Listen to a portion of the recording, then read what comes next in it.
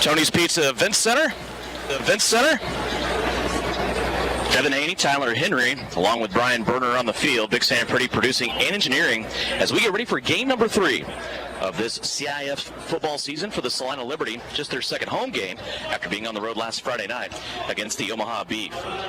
And Tyler Henry, when you have the team come in from Dodge City, we know with Salina it's always going to be an interesting game. These two teams play well against each other, not necessarily though well with each other sometimes.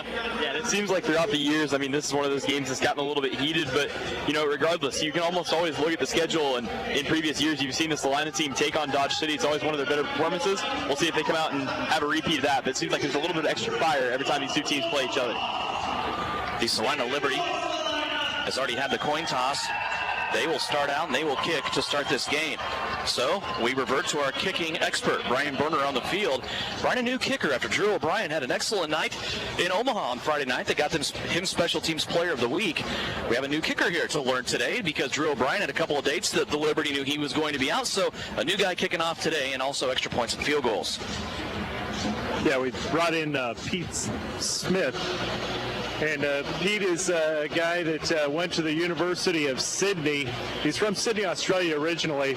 Then he ended up going to Central Missouri, decided to make his way over to the States. Has a rugby background.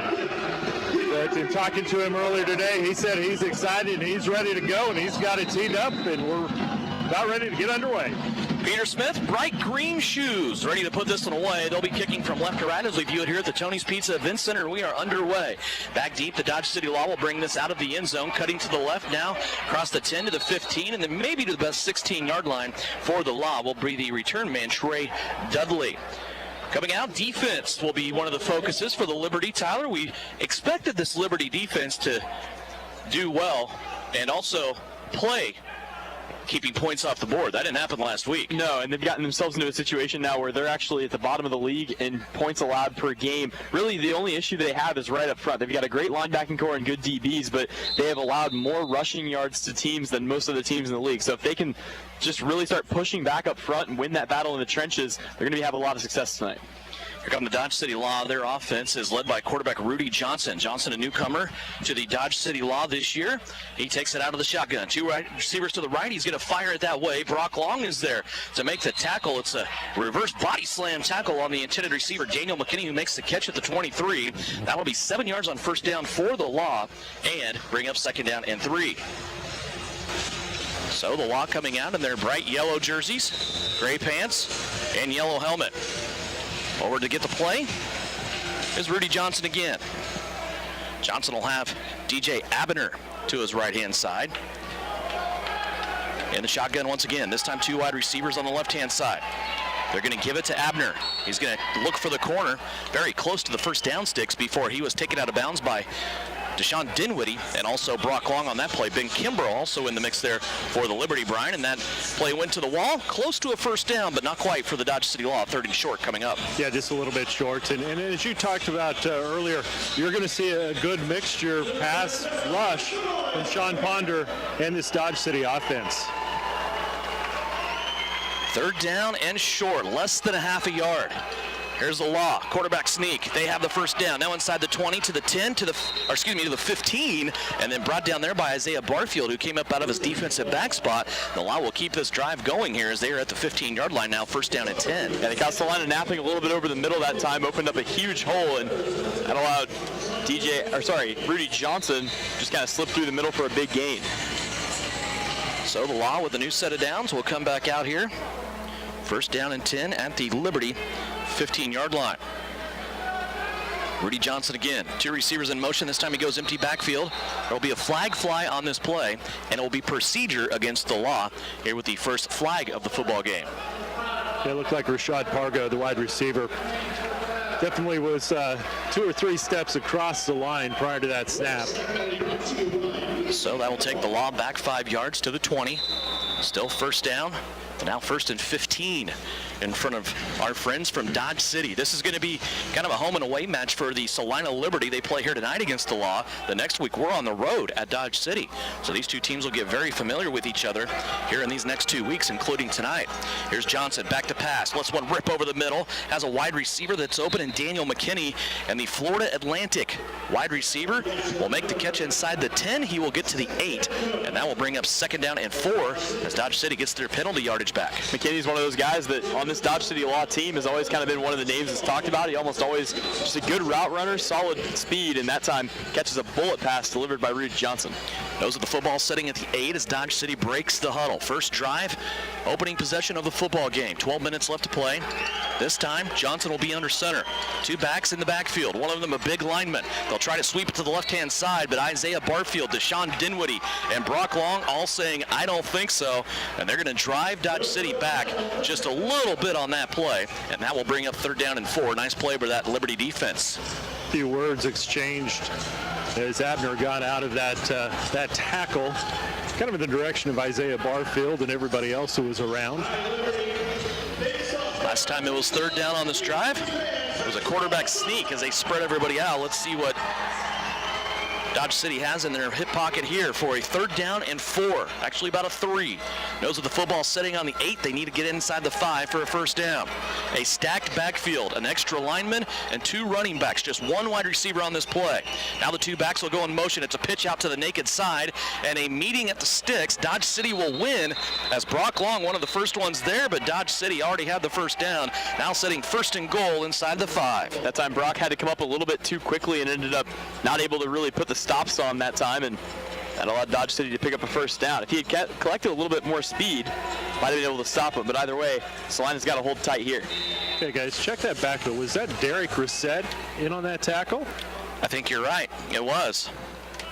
So Derek Reset in there on defense as the Swiss Army knife of the Salina Liberty out there now playing defensive back.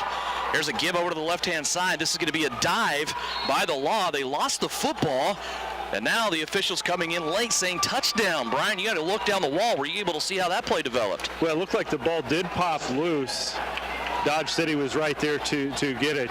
I didn't see who kind of came up. It looked like it was probably Delaney Dobard who had the initial hit that might have jarred that ball loose. But nice friendly bounce for Dodge City as they were able to recover right on the goal line, crossover for the 6 points. Started out, it looked like Brandon Vinson, the big wide receiver, on that carry.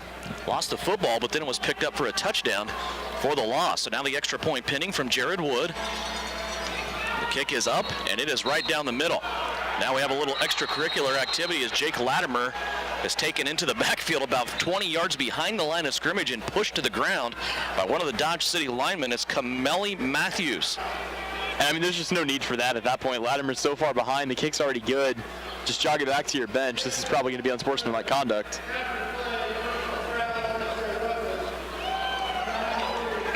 And it will go against Dodge City. Eric Clayton came off the bench in a hurry.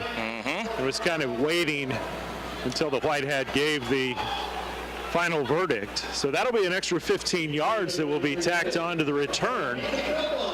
So potentially Salina has a great opportunity to start in excellent field position. And I'm not sure what happened also in on that play, but Eric Clayton having just a slow Sunday stroll with Brock Long over towards the sideline.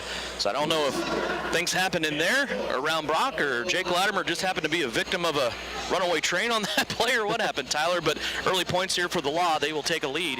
Here's 7-0. Yeah, the one thing to keep in mind is that strip that Salina had at the goal line. Like you said, it took a friendly bounce for Dodge City, but that's one thing they've done an excellent job of. They lead the CIF in fumble recoveries with 5. So that's one of the things with this linebacking core that you got to make sure you hang on to that ball tightly, because if you have even a slight loose grip on that thing, somebody for Salina is going to pull it out. Your schedule in the CIF is already off to a start. that started early on in this week. It was a Monday night game in Kansas City as the brand new Phantoms franchise opened their season against the Bloomington Edge, and Bloomington won that football game in come-from-behind fashion. 43-37 was the final score there. So Bloomington now to 2-0 on the season, Kansas City to 0-1. Here's the Dodge City kick by Wood that will go up over the wall. Isaiah Barfield very smart in letting this football go, and now that compounds the problems even further, Brian, for the Dodge City Law in field position. Yeah, it puts it over the wall, so that brings it to the 25. Tack on the 15, that should bring it to the 10, but we had an additional flag on the play for offsides against Dodge City. So we'll see. I don't know if these are stackable penalties. We'll let the officials figure it out. I'm impressed that I was able to do the math from the 25 down to the 10. I think one of them got that old school calculator with the little wooden marbles in the slides. So, yeah, as you said, Salina may be able to bundle some penalties here as things going against Dodge City in a big fashion. As Daniel McKinney got the rushing touchdown. So we'll go over the wall, puts it to the 25, 10-yard penalty on the offsides, and then the personal foul half the distance. So first down at the 7-yard line. Here's the Liberty, two guys in motion. They're going to turn, hand it off. This will be into a running back. The lone running back that time was Tracy Brooks. Brooks spins away at the line of scrimmage and gets no gain. That'll bring up second down and goal now. Actually, they're going to say he lost a yard and a half here, back to the 9. Brooks did a really great job last week against Omaha when you looked at some of the things he was able to do, but again, just up front, Salina has everything clogged up and can't run through a lane if no lane exists. This time empty backfield for Josh Floyd Jr. at the quarterback spot. He'll send two receivers in motion on the outsides. Floyd hanging in there till the very end. Now he's going to throw an interception at the goal line. And Salina, who had a beautiful field position off of a bunch of penalties on Dodge City Law, started a drive at the 7.5. They come away empty. Oh boy. We'll have a media timeout. We'll step away. 9:28 left to go here. First quarter. Each team has had a possession. The Law lead it by 7 here on KINA. Liberty. Welcome back into the Tony's Pizza Event Center. Devin Haney, Tyler Henry, along with Brian Berner. Interception for Salina on their first possession. Turns the Liberty away. And now they will be forced to be playing defense here for the second time so far in this game. Other games going on. We talked about the Bloomington Kansas City game on Monday. There was also a game last night. It's a low-scoring contest, but Sioux City gets the victory as they move to 3-0 on the season against the Bismarck Bucks. 30-16. Sioux City gets that one on the road. Other games going on tonight, the Wichita Force in New Mexico to play Duke City. Also, Kansas City playing their second game against the West Michigan Ironmen. Also, Dallas Marshals and Amarillo Venom tangling tonight. And the Omaha Beef, the Bloomington Edge, Texas Revolution, and the Central Texas Cavalry, the Centex Cavalry, also in action along, other than this game here between Dodge City and Salina. Here's Dodge City starting out at their own 5-yard line. Ball at the goal line. Here's a handoff and a good stop there as Brock Long comes in. He's going to take down the running back DJ Abner, and Abner will have no gain. He'll lose about 2.5 yards on the play. That'll take Dodge City, Brian, back closer to their own goal line. That was a great job by Brock to be able to shoot in there and just grab that ankle. Jake Latimer playing defensive end on the left-hand side. On the right-hand side, it's Xavier Davis. Brock Long, Deshaun Dinwiddie, and they're playing linebacker. Here's a throw out to McKinney on the right-hand side. He's going to catch it at the goal line, at the 5-yard line, and then he's taken out of bounds out there after dancing around. Daniel McKinney, not very big height-wise. He's 6'1", but he is a load. When you go in to try to tackle him, 212 pounds as a wide receiver. On the other side, it's Brandon Vinson, 6'4", 230. Heard Eric Clayton in pregame say that they need to get down and tackle these guys down low, Tyler. Yeah, and with the height that he has, you really wonder why he didn't just lower his shoulder. Look like he was trying to get a little bit fancy, and that allowed Salina to kind of collect on him. Good job right now by Salina of keeping everything in front of him defensively on this drive, not letting anything get behind him. Need to stand here on 3rd down. It's 3rd down and 8. Ball sitting at the 7-yard line for the Dodge City Law, operating in their own territory. Back to throw. Here's Johnson looking over the middle. Now he wants to scramble out to the left-hand side. He's going to be hit.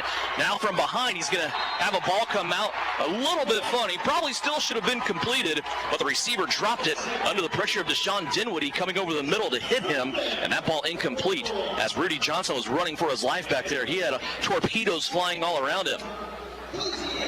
Yeah, it was good pressure that was being applied by the offensive front line.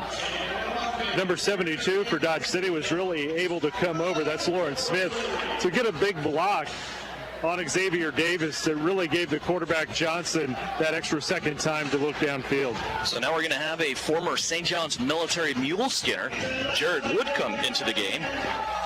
Wood went to the University of Wyoming after his days here in Salina as St. John's military. He'll be kicking from just inside of his own goal line.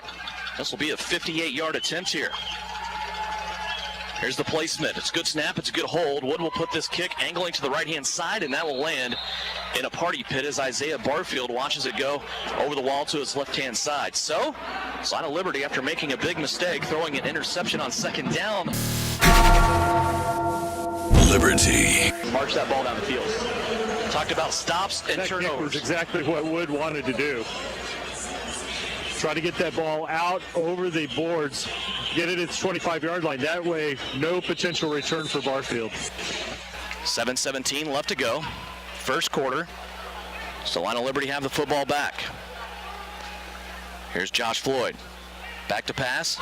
Over the middle of the field to the right-hand side. And that football is complete to Ed Smith Jr. That will go into Law territory at about the 21-yard line. So second down and 7 coming up here. As Josh Floyd playing quarterback.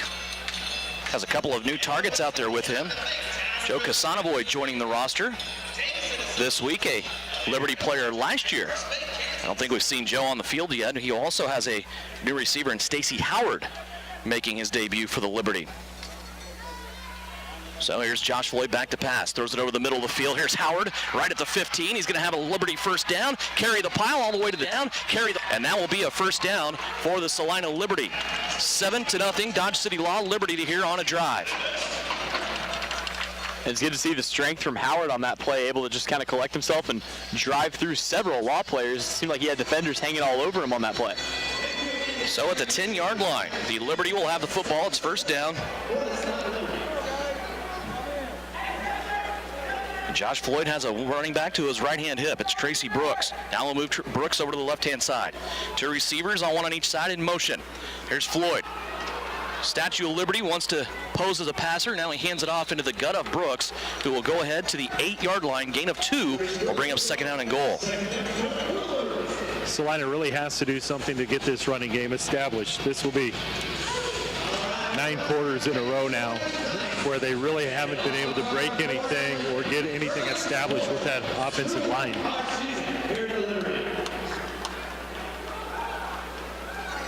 So Salina back to the line of scrimmage here. 5:21 left to go. First quarter. Now pitch out to Ed Smith Jr. He's going to leap towards the 6-yard line. Actually, excuse me, that was Stacy Howard. Ed Smith wore 6 last year. Howard wearing it now this year. And that will get the Liberty to the 6-yard line where it's third down and goal just outside of the 5. Slow moving, you just got to kind of spread the offense out a little bit and try to pick apart the weaknesses in this Dodge City Law defense. But it's crucial that you start not only establishing that run, as Brian said, but you got to start getting things going in the red zone. This is an area where Salina struggled a little bit this season as well. 4:47 left to go. Still first quarter, 7-0. As Terrence Lowe comes into the game, he will be the up back in front of Brooks. Third down. It's a pass. Isolation play to the end zone. High jump ball, and it's going to be brought down for a Liberty touchdown. Right into the hands of David Glannison. That was an isolation play, Brian Berner. You go to the tall, lengthy Glannison. He goes up and brings it down for 6. Well, I think the big thing that made an impact on that play, to me, you had Casanavoy going out wide to the right. You see him out on that field, you're thinking, okay, that's going to be our target. They just swing it back over to Glannison. Glannison able to use his height to go up and bring that ball down. It was close, right on the edge of the goal line, but it goes through, and it's good. And a beautiful throw by Josh Floyd Jr., putting that ball up there where his big, lengthy receiver can bring it down. Glanison has 6. Now for the tie. Here comes Peter Smith into the game. He will be kicking out of the hold of Derek Reset. Extra point is up, and Smith makes his first kick. It's a successful one here, and we have tied the game. 4:33 left to go in the first quarter. Liberty and Law all tied up a 7 right here on KINA.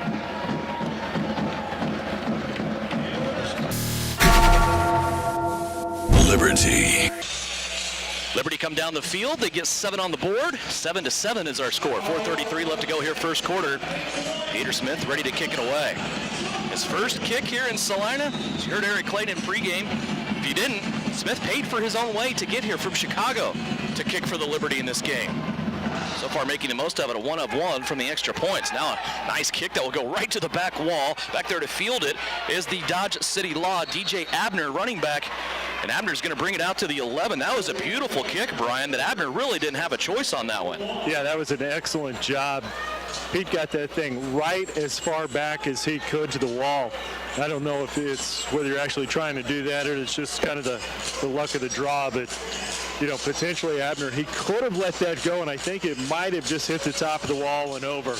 But he had no choice, got it out in great coverage. The Dodge City starts at the 10-yard line.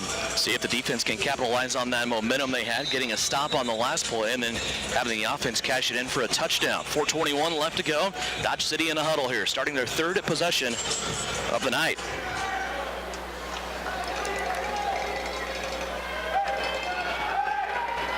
Even split. 2 receivers on each side. The slots will be in motion. Here's Johnson back to pass. Wants to go deep down the field. There is no defensive back down there at all. And it's dropped by Dodge City. Tyler, where's the coverage? I was watching that play from the very beginning. They lined him up as a tight end that time. That was Rashad Pergo. And he was able to just get a clean seam all the way down the field. The closest Liberty defender is 15 yards off. The pass, however, was to his backside. So he had to turn the opposite direction. That kind of made him lose his footing. And by some miracle, I don't know if anyone was praying for it, ends up dropping the ball. Brian, that was scary for the Liberty defense. They got away with one. They did, and Tyler, for what it's worth, I was. Yeah, I don't know. Derek Reset, he's over on the far side, but he was the only guy that I saw tracking back, and I think that was more out of desperation. So we're set out there playing left corner, playing a ways off of Daniel McKinney. Now they're going to run to that side. It's the quarterback, and he will come through all the way across the 20-yard line, get a first down, and Rudy Johnson will have this at the 21-yard line, and Dodge City will get the chains going there. So they missed it on the first play. Come back and move the chains here on the second play. Well, that's the thing with Rudy Johnson that you've got to be concerned about. I believe he is the team's leading rusher. And so, you know, you talk about those dual threat guys, put him in that same category. You know, he's 6'1", 195, so he's going to be tough to bring down. Coach Clayton talked about it. Got to tackle low. 2:45 left to go, first quarter. Law with a new set of downs. They're going to throw it out to the right-hand side. Here's another dropped ball. This one over there on the right edge by Brandon Vincent, who had it hit him in the hands right about the belt line. So Tyler, early mistakes here by the Law offense, but still they're sitting good shape. Second down coming up. As general rule, it's that quick passing game. And we saw a lot of the routes they were running in their warm-ups early on before this game were some of those quick out routes. Seems to be something that would work for him, but right now a bad case of stone hands has apparently been caught by the entire receiving corps for the Law. Delaney Dobert on the right-hand side of the Liberty defense playing corner. Derek Reset on the other side on the left-hand side. Deshaun Dinwiddie, Brock Long, the linebackers. Your safety, Isaiah Barfield. Here comes Dodge City. 2 guys in motion. They run the quick out over to the right-hand side. And look at Derek Reset closing in on this. We talked about the cushion, Brian, that he's been giving. That time closed perfectly. He didn't tip off anything to us when we visited with him before tonight that he was going to be in that backfield. He sure didn't, did he? So I kind of wonder how long did he know, because if he did, the guy's a master of keeping a straight face. But he's an athlete.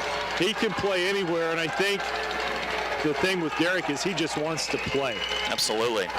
Big play there and bigger one here. 3rd down and 10. Dodge City has 2 receivers on Resette's side in motion. They run the out again. It's going to be Vincent again, Resette again, and this time Vincent makes the catch and Resette will drag him down just short of the 1st down line. It will be 4th and short, about a yard here for the Dodge City Law. Resette very quick to recognize some of these passing routes, and he's able to fly up and prevent any real damage from being done. But right now the Law just kind of being methodical. If this is a big 4th down for the Liberty, you got to come up with a stop here. 4th and less than a yard.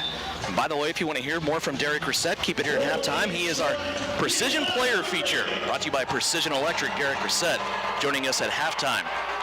Interesting in-state kid from Kansas. Hutch Trinity played for his dad and went on to Friends University, also a world-class javelin thrower.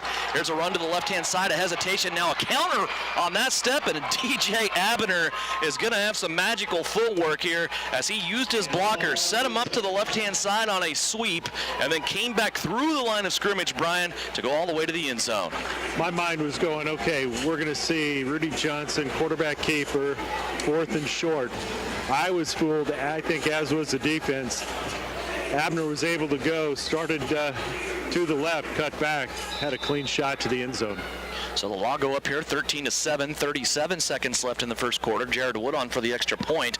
Placement is down, the kick is up, and it's true right down the center for another point here for the Dodge City Law. So 14-7 our score.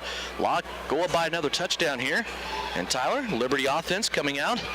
This game kind of settling in now. We see what Dodge City wants to do. They are very, very balanced. On the season, you look at yardage, they skew more towards the pass, but when you look at touchdowns coming into this game, 7 rushing, 6 passing, they are very balanced when it comes to scoring plays. Yeah, and when you can set your passing game up with that rushing game that we know they have, it really kind of opens up the options that you have. For Salina, you just got to be sound to all of it. And on the other side of the field, you've got to keep up with Dodge City. We've seen this in previous years. If Dodge gets a 14, 21-point lead on you, they can really start to pull away. So definitely don't give them that momentum. This is a good offensive, or big offensive drive coming up here for the Liberty. Isaiah Barfield will be back deep here for the Salina Liberty. Ready to kick it away is Jared Wood. Keep you up to date on some other games going on in the CIF. Here this evening, an early start, Duke City and Wichita, and the Gladiators leading the Force in the third quarter, 34-28. In the first quarter, Kansas City and Western Michigan still scoreless. And right here, it's 14-7, Dodge City leading Salina.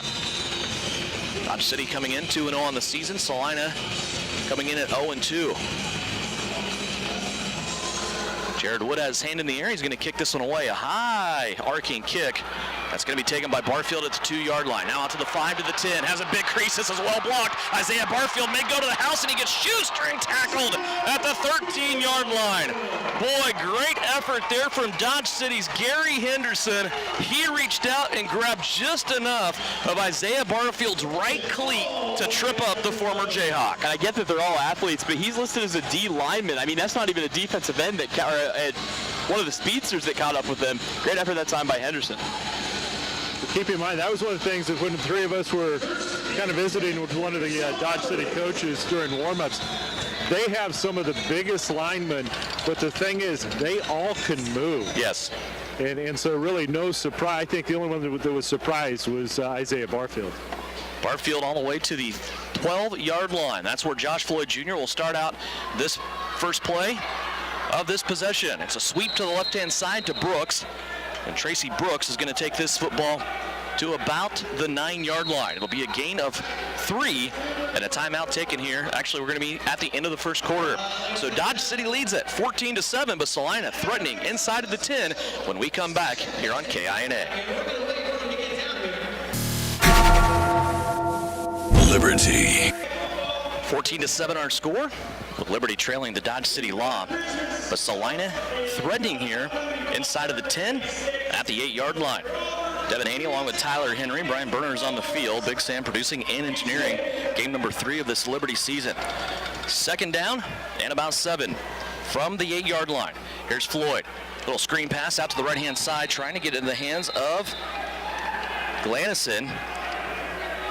That was just a congested play over there, Tyler, on the right edge. It just seemed like too many bodies in a little space. Yeah, there was a lot of contact that time by the DBs who were covering that up, and they were able to really just kind of cause a traffic jam that allowed Glanison not to run his route correctly and end up with incompletion.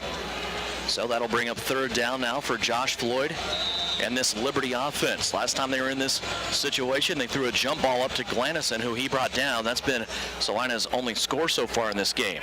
Just underway second quarter, trailing by 7, 14-7. Floyd, two guys in motion on the left-hand side. He's going to take the snap, go to Ed Smith Jr. in the slot, and Smith will drop this football to 6. Now a fourth down coming up, and we may have a call to the new kicker, Peter Smith, coming onto the field. Let's see what Liberty want to do here. It looks like they're going to go for it here on fourth down.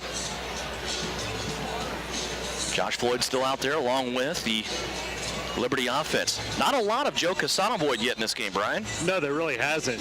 I'm surprised, if nothing else, kind of like on that first touchdown. Have him out on the field.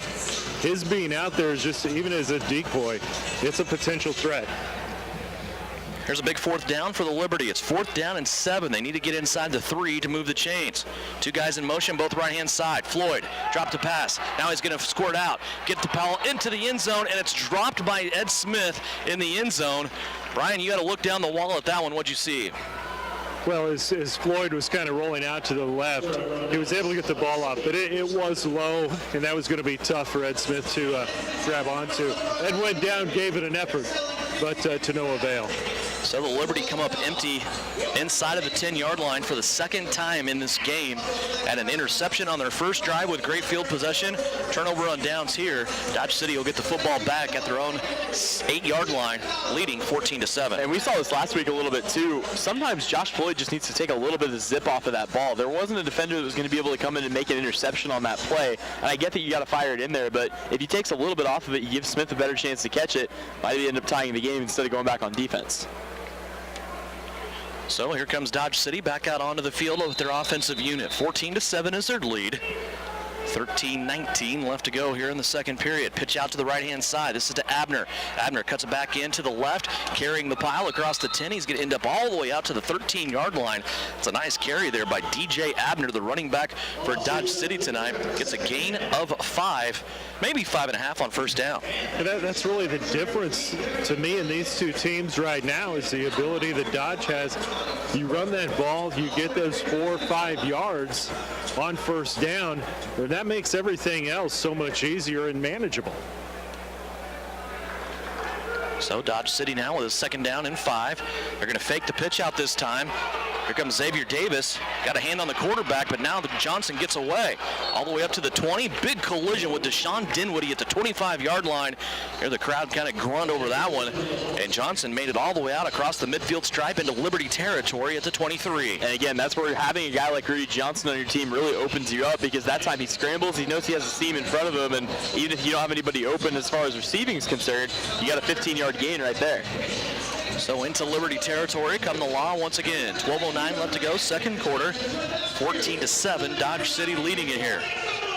Wearing those bright yellow jerseys, yellow helmets with a chrome Law slogan on the right and left-hand sides, gray pants that fade to black down towards the kneecaps. Liberty in their gunmetal gray with red, white, and blue. First down, Johnson this time under center, fakes the end around. This will be whistled, stopped. Probably a procedure penalty, which it is here on Dodge City. They'll go back 5 yards. We're going to have delay a game. Okay. I don't know. They do go procedure. That could be one of those pick your penalties. Yeah, the play clock was at 00 before the ball was snapped. And so that's why I figured they would go straight with that. But I had a visit with the White Hat during the in-between quarters, and I asked him about where they had those stackable penalties. He goes, you can put as many on top as you want. It's just a matter of our trying to figure them out. Kind of like when you go to the frozen yogurt shop and all those toppings are there. It just kind of just keeps going. That's right. First down and 15 after the penalty for Dodge City. Back on their own side of the 25-yard line. Here's Johnson scrambling out. He's looking for somebody to throw to. Can't find anyone. So he's going to loft it out of bounds here, incomplete, and have a 2nd and 15 coming up after that pass that was thrown away. The one biggest difference between this game and Omaha, even the Wichita in that first game, Salina's getting pressure on the quarterback, and that is huge. Making sure that you at least push Rudy Johnson and force him to either make a bad throw or try to scramble is going to be essential in your success. You can't just let the quarterback sit back in the pocket and spend all day looking for his receiver. Great job to Liberty here in this game doing that. 2nd and 15, ball sitting at their own 22-yard line. Pushed it into Liberty territory momentarily, then took a 5-yard penalty on a procedure call. All 4 receivers on the left-hand side. 2 of them in motion. Johnson back to pass. Under pressure, he's going to let it go to the sideline. Brandon Vincent over there had a chance at the football, and he's claiming fan interference. I didn't see what happened over there, but that's what he was claiming as the ball goes incomplete. Well, I think if the fan, if he thinks the yard marker was a fan, that was really the only thing that got in his way.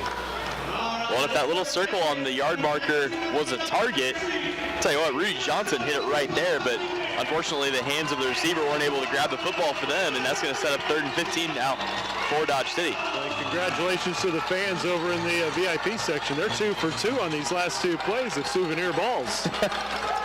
Almost landing in identical spots, too. Big 3rd down here, 3rd and 15. 2 guys in motion, 1 in the slot. It's McKinney. The ball going out. It's nearly picked away. May have gotten a chunk of that was Deshaun Dinwiddie, who came flying through. We talked about him a lot in this season, Tyler. He's more of a roving safety, active linebacker type person. Brock Long comes up and plays the run, but Dinwiddie's in the middle of that field. Yeah, there's a whole new gear that he shifts into whenever he's making a play on the ball or trying to make a tackle, that he just goes flying after it, and that really frees you up to do a lot of things on that play. Most DBs wouldn't be able to get to that, but because of Dinwiddie's raw speed, he's able to get a hand on it. That sets up 4th down. That'll bring the field goal unit out for the Dodge City Law. Isaiah Barfield back deep. Line of scrimmage on this one is the 23. Placement will go down at the 15-yard line. This will be about a 43-yard attempt for Jared Wood. Nice snap. Hold is down. The kick is up. It hits the right upright and bounces out. No good. So immediate timeout after a missed field goal for Dodge City. Our score remains 14-7 with 9 minutes left to go in the second quarter. It's Liberty football here on KINA. Liberty. 9 minutes left to go here in the second quarter, 14-7. Salina Liberty this time ducking under center. Terrence Lowe is in the backfield. This goes out to Joe Casanavoid. First touch of the game for Casanavoid, and it will come out to the 10-yard line. So nice little quick hitch there, Brian, in front of you, and Big Joe takes it out to the 10. Yeah, I think that's part of, you just kind of decoyed him out first few possessions. Now you've got him there. It was quick. It wasn't big, but you get 4 yards. Now you've got 2nd, 6, and so on. So slowly get him working back into the contest.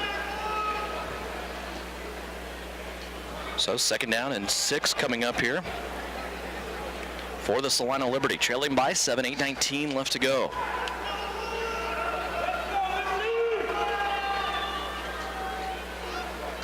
Here's a pitch out, right-hand side. Goes to Terrence Lowe. He gets just absolutely hammered, but now turns it back the other way, up to the middle of the field, and flirts with a Liberty first down. Tyler, lots of contact on that play, and somehow Terrence Lowe didn't get wrapped up. He just moves out of that contact and ends up near a Liberty first down. Well, you talk about taking a hit. It looked like he ran into a wall that time, got shoved back, but the impact was so big, and he was able to stay on his feet. That created a different running lane and able to make something out of nothing that time. Positive play for the Liberty. Now they got 3rd and short. 3rd and about a yard here as the nose of the football sitting at the 14-yard line. They need to cross the 15 to get a first down. Big contact, but as we said, nothing wrapping up there. Terrence Lowe was able to get out of that. Lowe not with the Liberty in the first game. Joined them last week in Omaha. And now back here for week number 3. Here's Casanavoid out to the right-hand side. He has 2 more receivers joining him. It's a handoff up the middle to Lowe. He's going to twist his way towards a Liberty first down. Dodge City saying no, Liberty saying yes. And the official says move the chains. Another first down for the Salina Liberty. Good extra effort that time by Terrence Lowe. And we go back to that play right before. That's one of the advantages of being small, good balance. And it pays off. We've got what will end up being, it sounds like a personal foul now. It looks like against Trevante Johnson. And that got a rise out of the crowd. I didn't see what happened over there, Brian. Did you? I think it was just something he said. He just kind of said that magic word, and unfortunately for him, right in front of one of the officials. It didn't take long for that flag to come out. Now he's gesturing to the crowd saying, bring it on. So a little back and forth over there on the sideline, the far sideline, between Johnson, the defensive back for the Dodge City Law, who now has the task of Joe Casanavoid in front of him. Joe's a big guy. We talked about him being able to do just about anything on the field that he wants, including play offensive line. Here's Josh Floyd Jr. He's going to take it on a designed quarterback draw. He'll end up at the 16-yard line on a gain of 4. That'll bring up 2nd and 6. Good play call, and they caught the defense snapping that time. Unfortunately, just not quite enough room for him to move to the right side, and he ends up having to basically put his hand on his lead blocker's back and try to force him forward. Ends up in a gain of 4.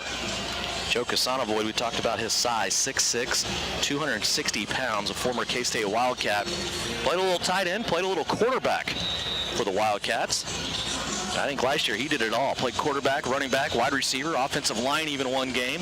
He was out there doing a lot for the Liberty, and Eric Clayton said before the game he asked about playing special teams. So he'll do just about everything. Casanovoid this time on the left-hand side. It's an overload. Trip wide receivers on that side. Now a screen pass out to Joe. He meets a defensive back, runs over the defensive back, and gets 4 yards after the catch. And that gets a rise out of the crowd as well. They love to have Big Joe back here in the red, white, and blue of the Liberty. That brings up 3rd down and a yard. When will we see Joe do his hurdle? That could come. You may have just previewed the next play. For those of you that remember, always, it seemed like once a game he'd get that run on that outside. The defender would go try to wrap him up, tackle him low. Why bother? I'll just jump right over you. Well, jump over you or plow right through you, one or the other. That time it was a plow. No doubt about that. So back to the line of scrimmage here. It's 3rd down and short for the Liberty. Josh Floyd will duck under center this time. Terrence Lowe back there with him. Long snap count. They're going to pass it out to Casanovoid. He may have not had the 1st down if it wasn't for those long arms reaching across the 1st down sticks. He reached out about 2 yards on that play to get the 1st down. I mean, normally we talk about his speed or his strength. That time it's just a pure wingspan. I don't think his body moved a single yard up the field. He got the ball at the line of scrimmage and then just stretched it out. That'll put the football to 9 here for the Liberty. Clock winding down. 2nd quarter action. 4:45 left to go here. In the 2nd quarter, Dodge City leading Salina by 7.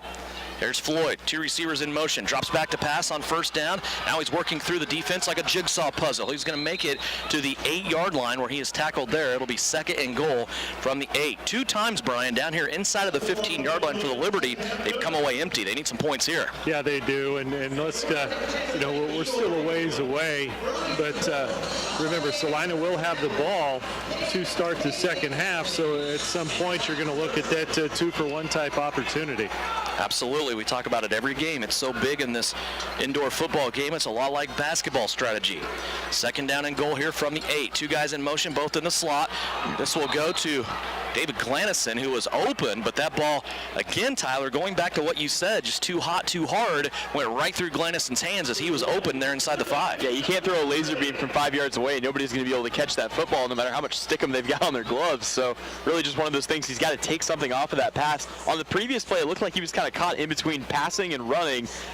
Got to be a little bit more decisive there, but I'm sure Floyd will tighten things up. From the 8. 3rd down and goal. Salina looking for more points here, and now a timeout will be called. So a 30-second timeout on the field gives us a chance to check scores going around the area of the CIF. Duke City still leading Wichita, but the Force has scored. This was a 2-score game, but now Duke City leading by 6, 37-31. Kansas City has had their gap closed up. The Phantoms leading the Western Michigan Ironmen 22-21. Other games not updated as of yet. The Texas Revolution and the Syntex Cavalry with a short road trip there.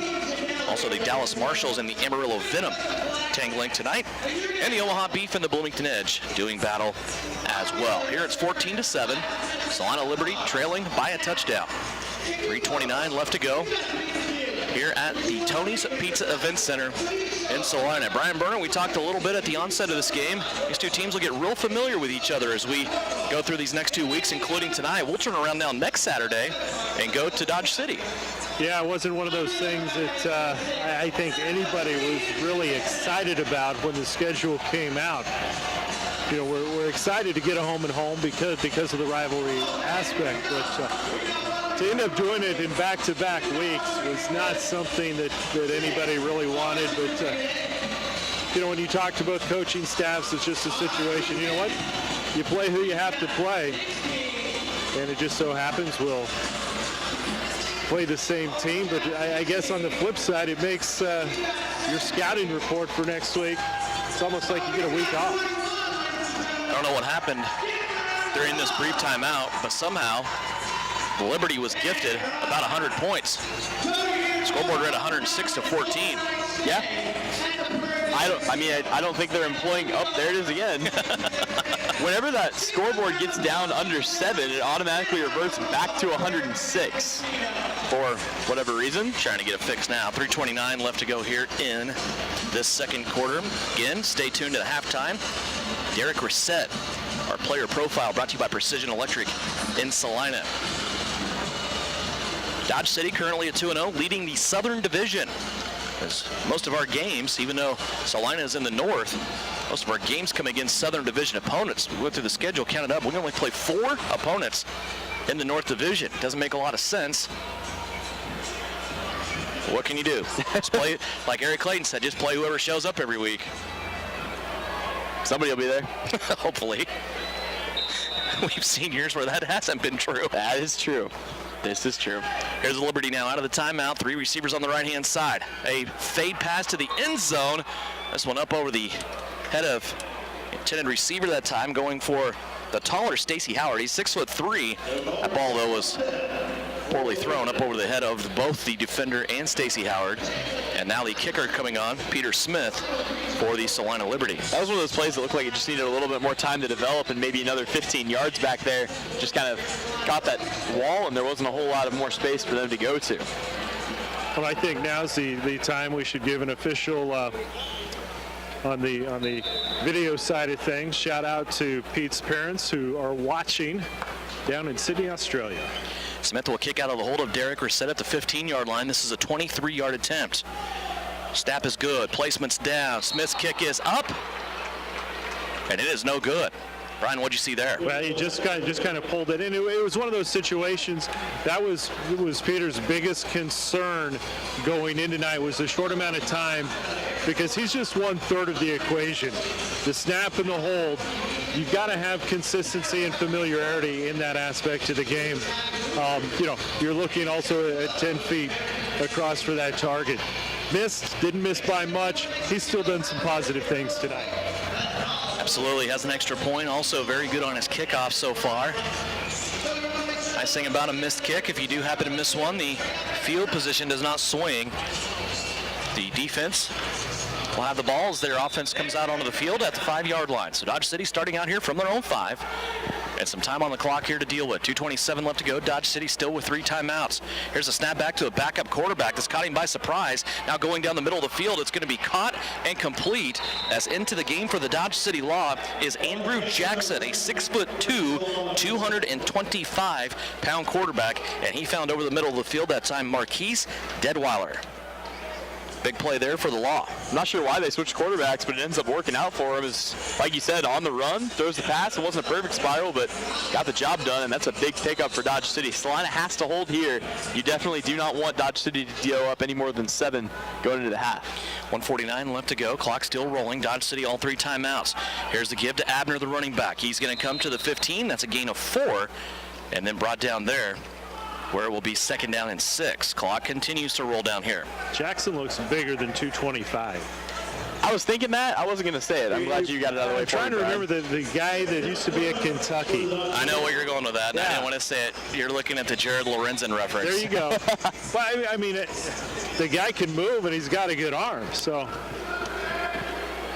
that's you what get a feeling if he lowers his shoulder and just kind of goes at you, you might be in trouble. I have a new idol. Running back on the left hip this time of Jackson. He's dancing around. He's going to throw it to the running back who left the backfield. And a wrestling match over there with Delaney Dobert will be right at the sticks that are sitting at the 8-yard line. So stoppage in play here for the 60-second warning. 1 minute left on the clock. We'll be back after this 1-minute timeout. See if the Law are going to punch it in here or what they will do with a 3rd and short on K9A. Liberty. Out of the 60-second warning, 14-7, Law with a 3rd and short here. And they're going to put their quarterback, Jackson, Andrew Jackson under center. 3 players in the backfield. Vincent now will go in motion. The give is to Abner. Abner's going to stumble ahead and get the first down here. Brock Long was there to stop him, but DJ Abner already had that first down. Brian, as that will start the clock again, 54 seconds and running. Yeah, I had to chuck a little bit. One of the linesmen came running in with his hand up in the air to mark it, and Isaiah took the opportunity to high-five it. Actually, they did not call that a first down. They called that short, so it's 4th down. So a spot there by the official favorable to the Liberty. So see if the Liberty can get a stop here. A sweet play by Dodge City. They're going to get it. It's a counter play, and they're going to score a touchdown. Boy, Salina's defense went from the penthouse to the outhouse there real quick on one play as DJ Abner scores his 2nd touchdown on a counter run, starting out to one side and then that little jump cut back the other way, blocked awfully well by that offensive line. Yeah, and a little deja vu from earlier in this game. That seems like the second time that counter has really hurt the Liberty. 2 scores for the Dodge City Law have come off of essentially the same exact play. Salina just over pursues on one side of the field, and that leaves that lane wide open for the cutback. 20-7, extra point pending here with 26 seconds left to go. Jared Wood coming out.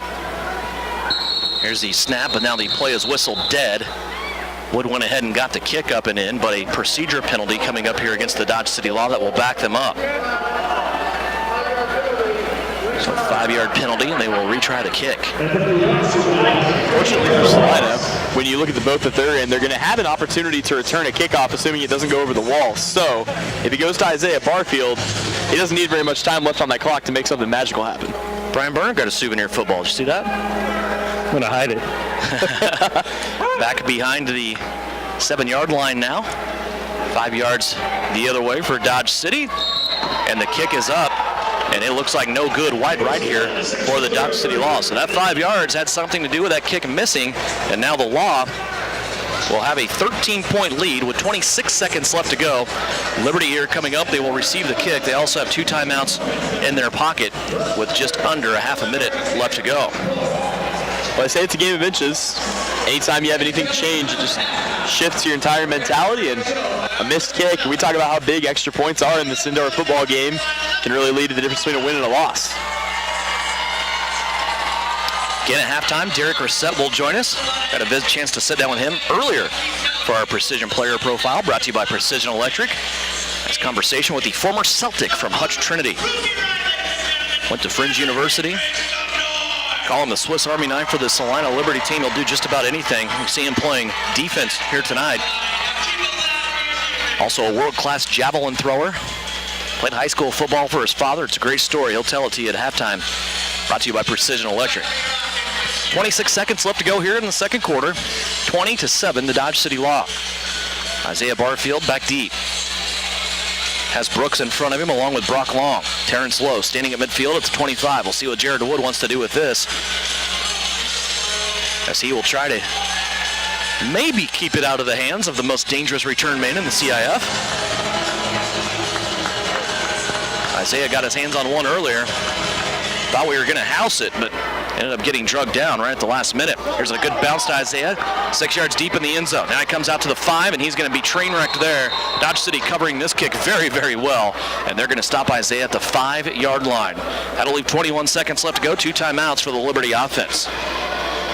It seems like Isaiah's strength on those kick returns is kind of slowing things down and letting the play develop in front of him. That time, they just kind of bull rushed him. Everybody got up to top speed and just got in his face before he really had a chance to make anything out of it. So see what the Liberty offense can do here as they trail by 2 scores, down by 13.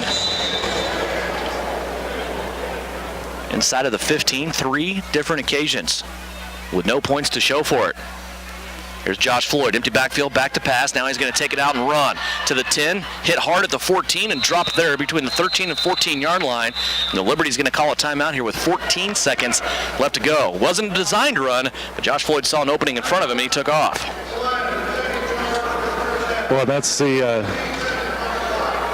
second timeout that Salina has had, so they'll have 1 left. I think it's a matter right now. Get the ball up, get it in workable position, at least try to come away in these last 14 seconds with 3 points. 14 seconds left to go here in the second quarter. Scoreboard just keeps resetting. I'm not sure what's going on there. Points being added and subtracted seemingly at random, but get there eventually. 20-7, Liberty should be the score. Scoreboard showing 20-14 at this point. Maybe it's the prophecy? Kasanovoid over to the right-hand side.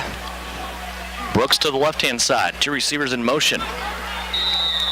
They'll be in the slots as Josh Floyd will have a deep shotgun snap here and an empty backfield. Comes the blitzing linebacker. Goes up to Brooks on the left-hand side. He's dancing at the 15. We'll get minimal yardage here. A lot of time taken off the clock for a 3-yard gain. That'll take us down to 9 seconds. And the last timeout used here by the Salina Liberty. You see that time, the offensive coordinator for Salina just kind of looking at Brooks and saying, that way, pointing towards the end zone. Instead of dancing around, make some progress or get down. Save that time. Well, at least move. That time the defense kind of just converged on him because he took probably 30 or 40 steps, but in the same spot. 20-7 our score. 9 seconds left to go. Liberty should be out of timeouts here. Glanison will line up on the right-hand side. He'll be in motion out wide. Kasanovoid in the slot. Brooks, the wide receiver, to the left-hand side along with Stacey Howard.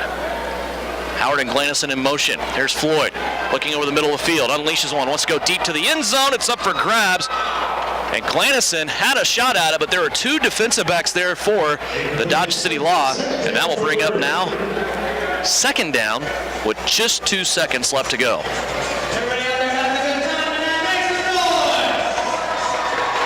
Well, it looks like they're going to keep the offense out, so no Pete Smith coming in.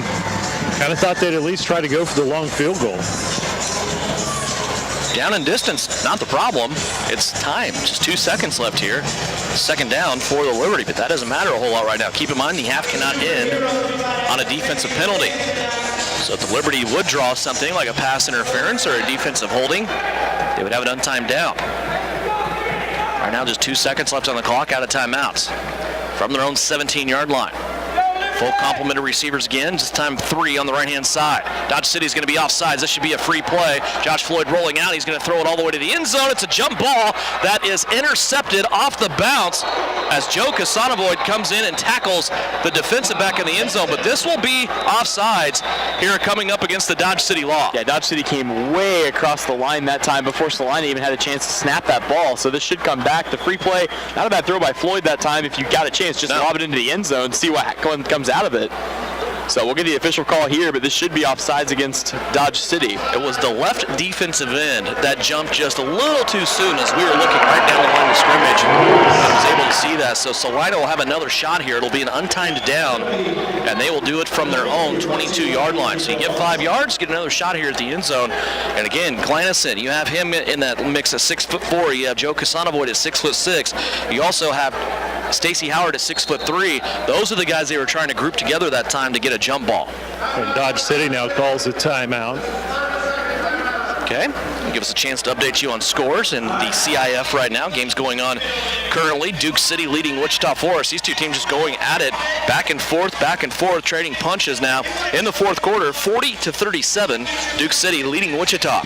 Kansas City and West Michigan, they're also having a close game. Kansas City leads that one 22-21. Still no updates on the league website from Omaha, Bloomington, Dallas and Amarillo, and Texas and Syntex. Tell you what, I don't know what happened from last year, but I was looking at some stats on this CIF league before this game, and that's a Duke City team that's really, really sound offensively. They've done some good things, and they're going to be a strong contender, as shown there, working on Wichita, the defending champs. Wichita took a loss last week to this Dodge City team. See what the Liberty can do here. Untimed down, Glanison in motion. He'll come to the left-hand side. They're going to leave Kasanovoid by himself to the right. Floyd rolling out. Has to get away from two defenders. He's going to chuck one up. It's a wobbly ball that goes up over the head and up over the wall. And no chance for a catch there as Joe Kasanovoid was in the back of the end zone trying to jockey for position. And that will bring us to halftime. Our score, Dodge City leading 20-7 here as we go towards the intermission. Again, keep it tuned right here. We will go to Derek Reset, as we had a chance to visit with him earlier as part of our Precision Player feature brought to you by Precision Electric. Brian Berner trying to hook up with Eric Clayton right now, but Clayton, one of the best runs of the night for Salina Liberty, all the way to the 7-yard line. So Brian's going to have to catch up with him. 20-7 here at the break. Again, inside of the 15-yard line on 3 different occasions for the Salina Liberty, and they come away with no points out of those trips. Here is Brian with Coach. Coach, 20-7 right now at halftime. Had some opportunities in early at first, but just came away with empty points. And it seems like you're playing with Dodge City stride for stride, but they've just taken a couple big breaks against you. That's right. And defensively, we're not stepping up and making some plays. We've got a couple stops. Offensively, we need to put some points on the board when we have the opportunity. When the defense makes a stop, we need to get in the end zone and get some points. That's what's hurting us right now. It's 20-7. We did have opportunities, and we've wasted them. You guys kept a good secret against a straight face before the game. Derek Reset, defensive backfield. Yeah, I didn't say anything about that, but that's where he's playing tonight. All right, Coach, good luck second half. Thank you. All right, very good. Eric Clayton on the field as he goes to the locker room. 20-7, our score. The Dodge City Law leading the Salina Liberty. Liberty. Welcome back to the Tony's Pizza Event Center. 20-7, our halftime score. About 2 minutes away from the start of the third quarter here. The Dodge City Law leading the Liberty. And Tyler, when you look at that first half, the numbers statistically, other than the score, very, very comparable. This game, you would think, might be tied right now with the way the numbers look. Yeah, and honestly, when you take a look at what Salina's been able to do, some things they didn't do really well early on in the season. They've hung with Dodge City in first downs. They've got 7 to Dodge City's 8. They've gotten 1 of those on the ground, 4 through the air, but 2 off of penalties. So Dodge City has gifted Salina a couple of first down opportunities.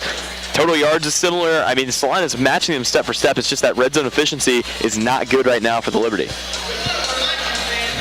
Red zone in indoor football, technically considered from the 5 in, but we have them inside of the 15, 3 different occasions, coming away with no points. Yeah, and when you look at the season, Salina is second to last in red zone touchdown percentage, just 10%. That number not being helped so far tonight. So really, that's the big area of concern. Is a lot of these teams will get it into the 5 and then just pound it up the middle with the running backs. Salina doesn't really have that luxury with the way the running game has developed early on in this season, and that's led to a really bad scoring drought from inside that 5.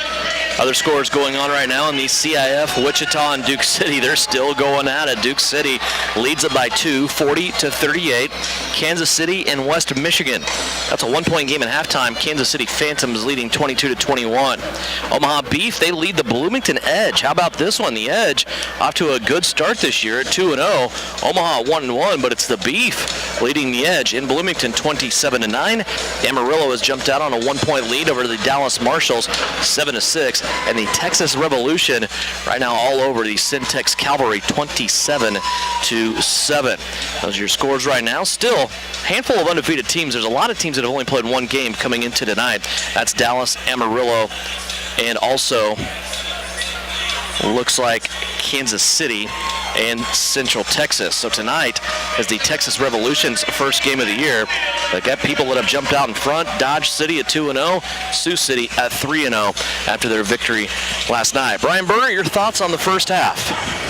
Well, I think, it's kind of what Coach Clayton was alluding to. We just got to tighten things up. We made mistakes, and he talked about it in pregame. You've got to play some mistake-free football against the teams like Dodge City or basically any team from the South Division to have some success. We're not that far out of it. We get the ball to start the second half. It's important you go down, get some points on the board. You've got to have your defense step up. I think it goes back to, again, steal from what Coach Clayton said. He wants to see his team score the offense, the defense, as well as with special teams. Absolutely. It's one of those games, Tyler, that one might think, well, we don't want to show Dodge City a whole lot. We're going to turn around and play them next week. But you're 0-2. You can't hide anything right now and keep it in the back pocket. Yeah, every win at this point is a must. Or every game is a must-win game. But when you look back at me and Brian were down there at Omaha, at Omaha on Friday, you look at what the Liberty were able to do coming out of that half. They were absolutely on fire. Got 2 quick scores, 2 quick stops. They can put points up in a hurry. That's what they need to do right here. You got to bring yourself back in this one because, like I said, Dodge City, a team that if they get away from you, they can really start to pull away in a game. You cannot let that happen right now if you're the Liberty. Isaiah Barfield will get things started off here for the Liberty. He will be standing back in his own end zone as we get everybody set and ready to go here. John Ludus having the last-minute conversation along with Eric Clayton with the special teams unit that will come out here for the Salina Liberty in the first half.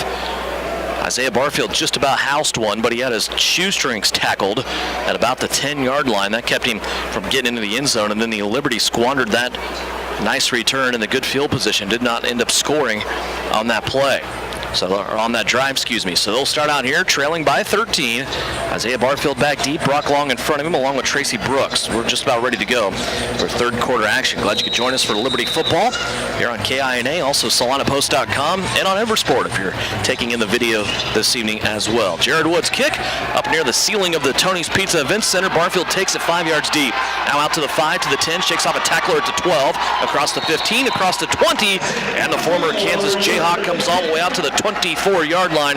There is probably the best return guy in the league, Brian, making an impact again. And it's something that he loves to do. He takes a lot of pride in his special teams performance, and he's able to get up there. You get it past outside that 20. Great starting point for Josh Floyd. Let's see what he and the offensive unit can do for Salina. We're going to spot this one down to start here, Tyler, at the 23. Yeah, when you look at the seam that he ran through, that started up front. They tried to bull rush again, but Brock Long just came flying in like a torpedo and lit up a defender. I gave him a little bit of a lane to run through. Josh Floyd will start with Terrence Lowe. We didn't see Terrence a whole lot in the first half. He was a Liberty running back last year out of Washburn. Lowe now will lead the backfield. It's empty for Floyd, and it's a big, wide open crease over on that right-hand side. Floyd's going to go out of bounds, and he will go out at the 21-yard line as one of the Dodge City players comes over with kind of a late hit, to be honest with you, but then goes over the wall, and he's not back up yet. Well, I mean, that's just kind of a silly play that time by Dodge City, but more to your point, as far as just being a late hit, you saw Floyd running over to the sideline with his arm extended. The intention the entire time was that he was going to put that ball over the wall and stop the play. So it wasn't like he was trying to extend it.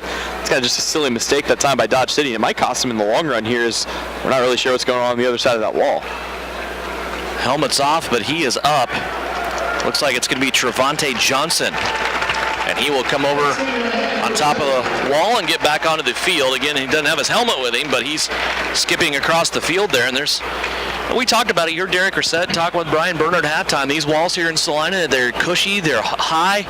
It's really hard to go over those walls, but when you do, there's a bunch of random stuff to land on the other side, isn't there, Brian? Well, yeah, and you feel bad that, a player went.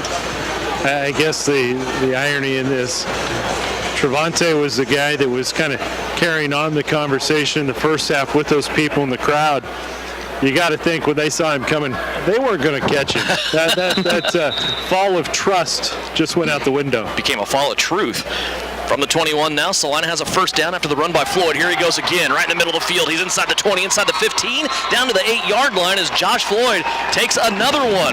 Looks like the offensive line here wanting this, and look at Salina. They're already back to the line of scrimmage here. They're wanting to hurry it up. Floyd trying to get everybody set here. He still has Terrence Lowe out on the backfield right behind him. This time Josh will duck under center. It's first down and goal from the 8.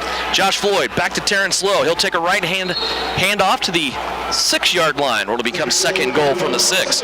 Increased tempo here, Tyler, by the Liberty offense. Yeah, anytime you can keep the defense back on their heels, especially when they don't really know what to expect, you have the advantage. There's no reason not to press that. So a good job by the Liberty just being aware of the situation and trying to drive this one down Dodge City's throat, approaching this red zone. Taking a little bit longer here to get this play in. Just underway, third quarter, 20-7, Dodge City leading.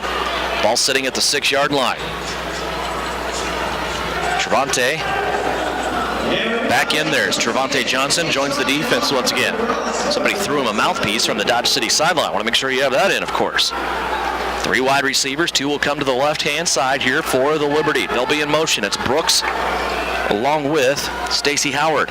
Here's the fake handoff, play action to the end zone. This is a bullet thrown into the ground, and Josh Floyd has that pass incomplete. It goes back to kind of Tyler's comments. When you're that close, do you want to throw the ball with so much pace on it? I think you want to make sure you've got open targets to throw to.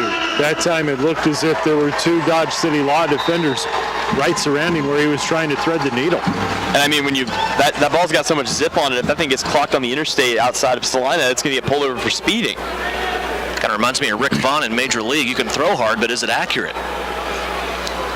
Here's Floyd now, third down from the 6-yard line. He's going to duck underneath the Law defense here. He's still trying to stay on his feet, but he's going to be brought down all the way back between the 20 and 25. And this is going to be a big loss for Salina. They're going to, looks like, mark this football and the loss at the 13. So this is a loss of 7 for the Liberty as they get inside of the 15 once again, even inside the 10 on this play, and they come away empty. Here's my thing on that play. When you take a look at how everything developed, Ed Smith Jr. ran a quick curl route. He was open in the end zone. He had both feet in the end zone. He turned around, but Floyd didn't seem to want to let that play develop and ended up trying to make something out of it that wasn't really there.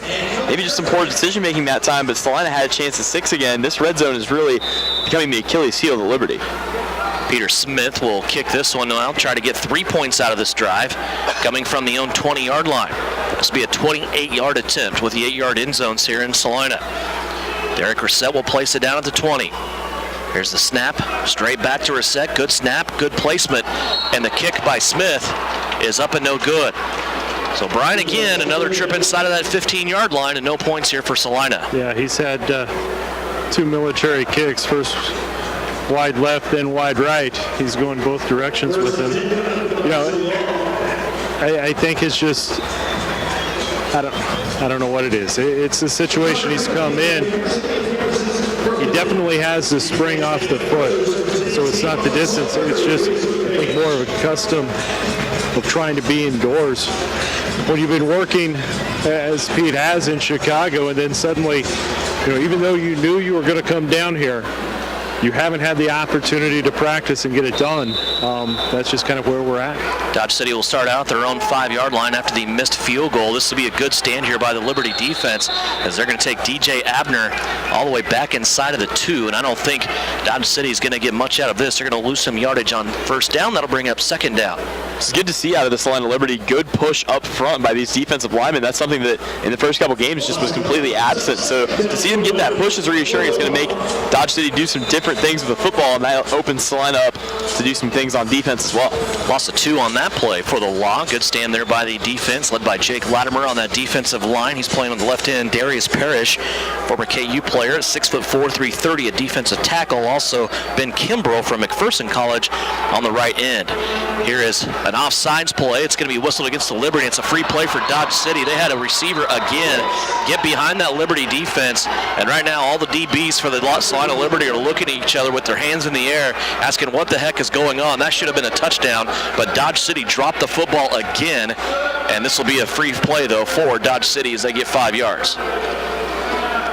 That's 2 plays now in this game that DJ Abner, the same guy, has gotten wide open, had an easy touchdown pass thrown to him, and just dropped it. I mean, I'm not sure if he's not comfortable playing in the stadium or if he's got a headache or what, but really, there's no reason for you to drop these passes. I'm not the best athlete. I could catch these. Brian, we are going to talk about it too. Abner's in there in substitution for Ricky Lewis, who's not playing on suspension. Yeah, Ricky Lewis got ejected, and we'll talk about that after this next play. Second down. This is a bomb down the right-hand sideline. They're going to let this one fly. It ends up in the Liberty bench. But again, a step there by the receiver as going down the right-hand sideline was Marquise Deadweiler. Brian, tell us about Lewis. Yeah, last week, third quarter down at Wichita, Ricky Lewis, not sure what the play was, but decided to throw the ball out into the crowd.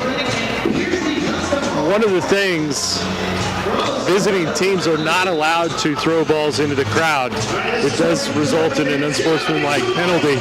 He later received a second unsportsmanlike, which then caused the ejection and having to sit this week out. So I'm sure we'll see him back fresh next week, ready to go against the Liberty. Here's third down now for the Dodge City Law. Still going with Jackson at the quarterback, and this ball is going to be caught and a first down on a big play for the Dodge City Law. They're going to come all the way across midfield and have a line of scrimmage now and a new set of downs at the Liberty 16-yard line. Yeah, right now the spacing for the Liberty DBs is just off a little bit. I'm not sure what's what exactly it is that's wrong, but there are some wide open running lanes that Dodge City's receivers are able to run through and pick up gains in a hurry. They're not all touchdown passes, but you're taking 10, 15 yards off the field very quickly. Not sure what happened with Rudy Johnson, who started this game and actually played into halfway midpoint of the second quarter, but since then we have seen Andrew Jackson in there at quarterback for the Law. 8:53 left to go here, third quarter. Jackson with a pump fake right-hand side. Now he comes back and rips one to the left as a receiver up against the wall, and another drop, and it's DJ Abner once again. And Brian, he's having a rough night. It's been great on the ground, but in the receiving game, not so much.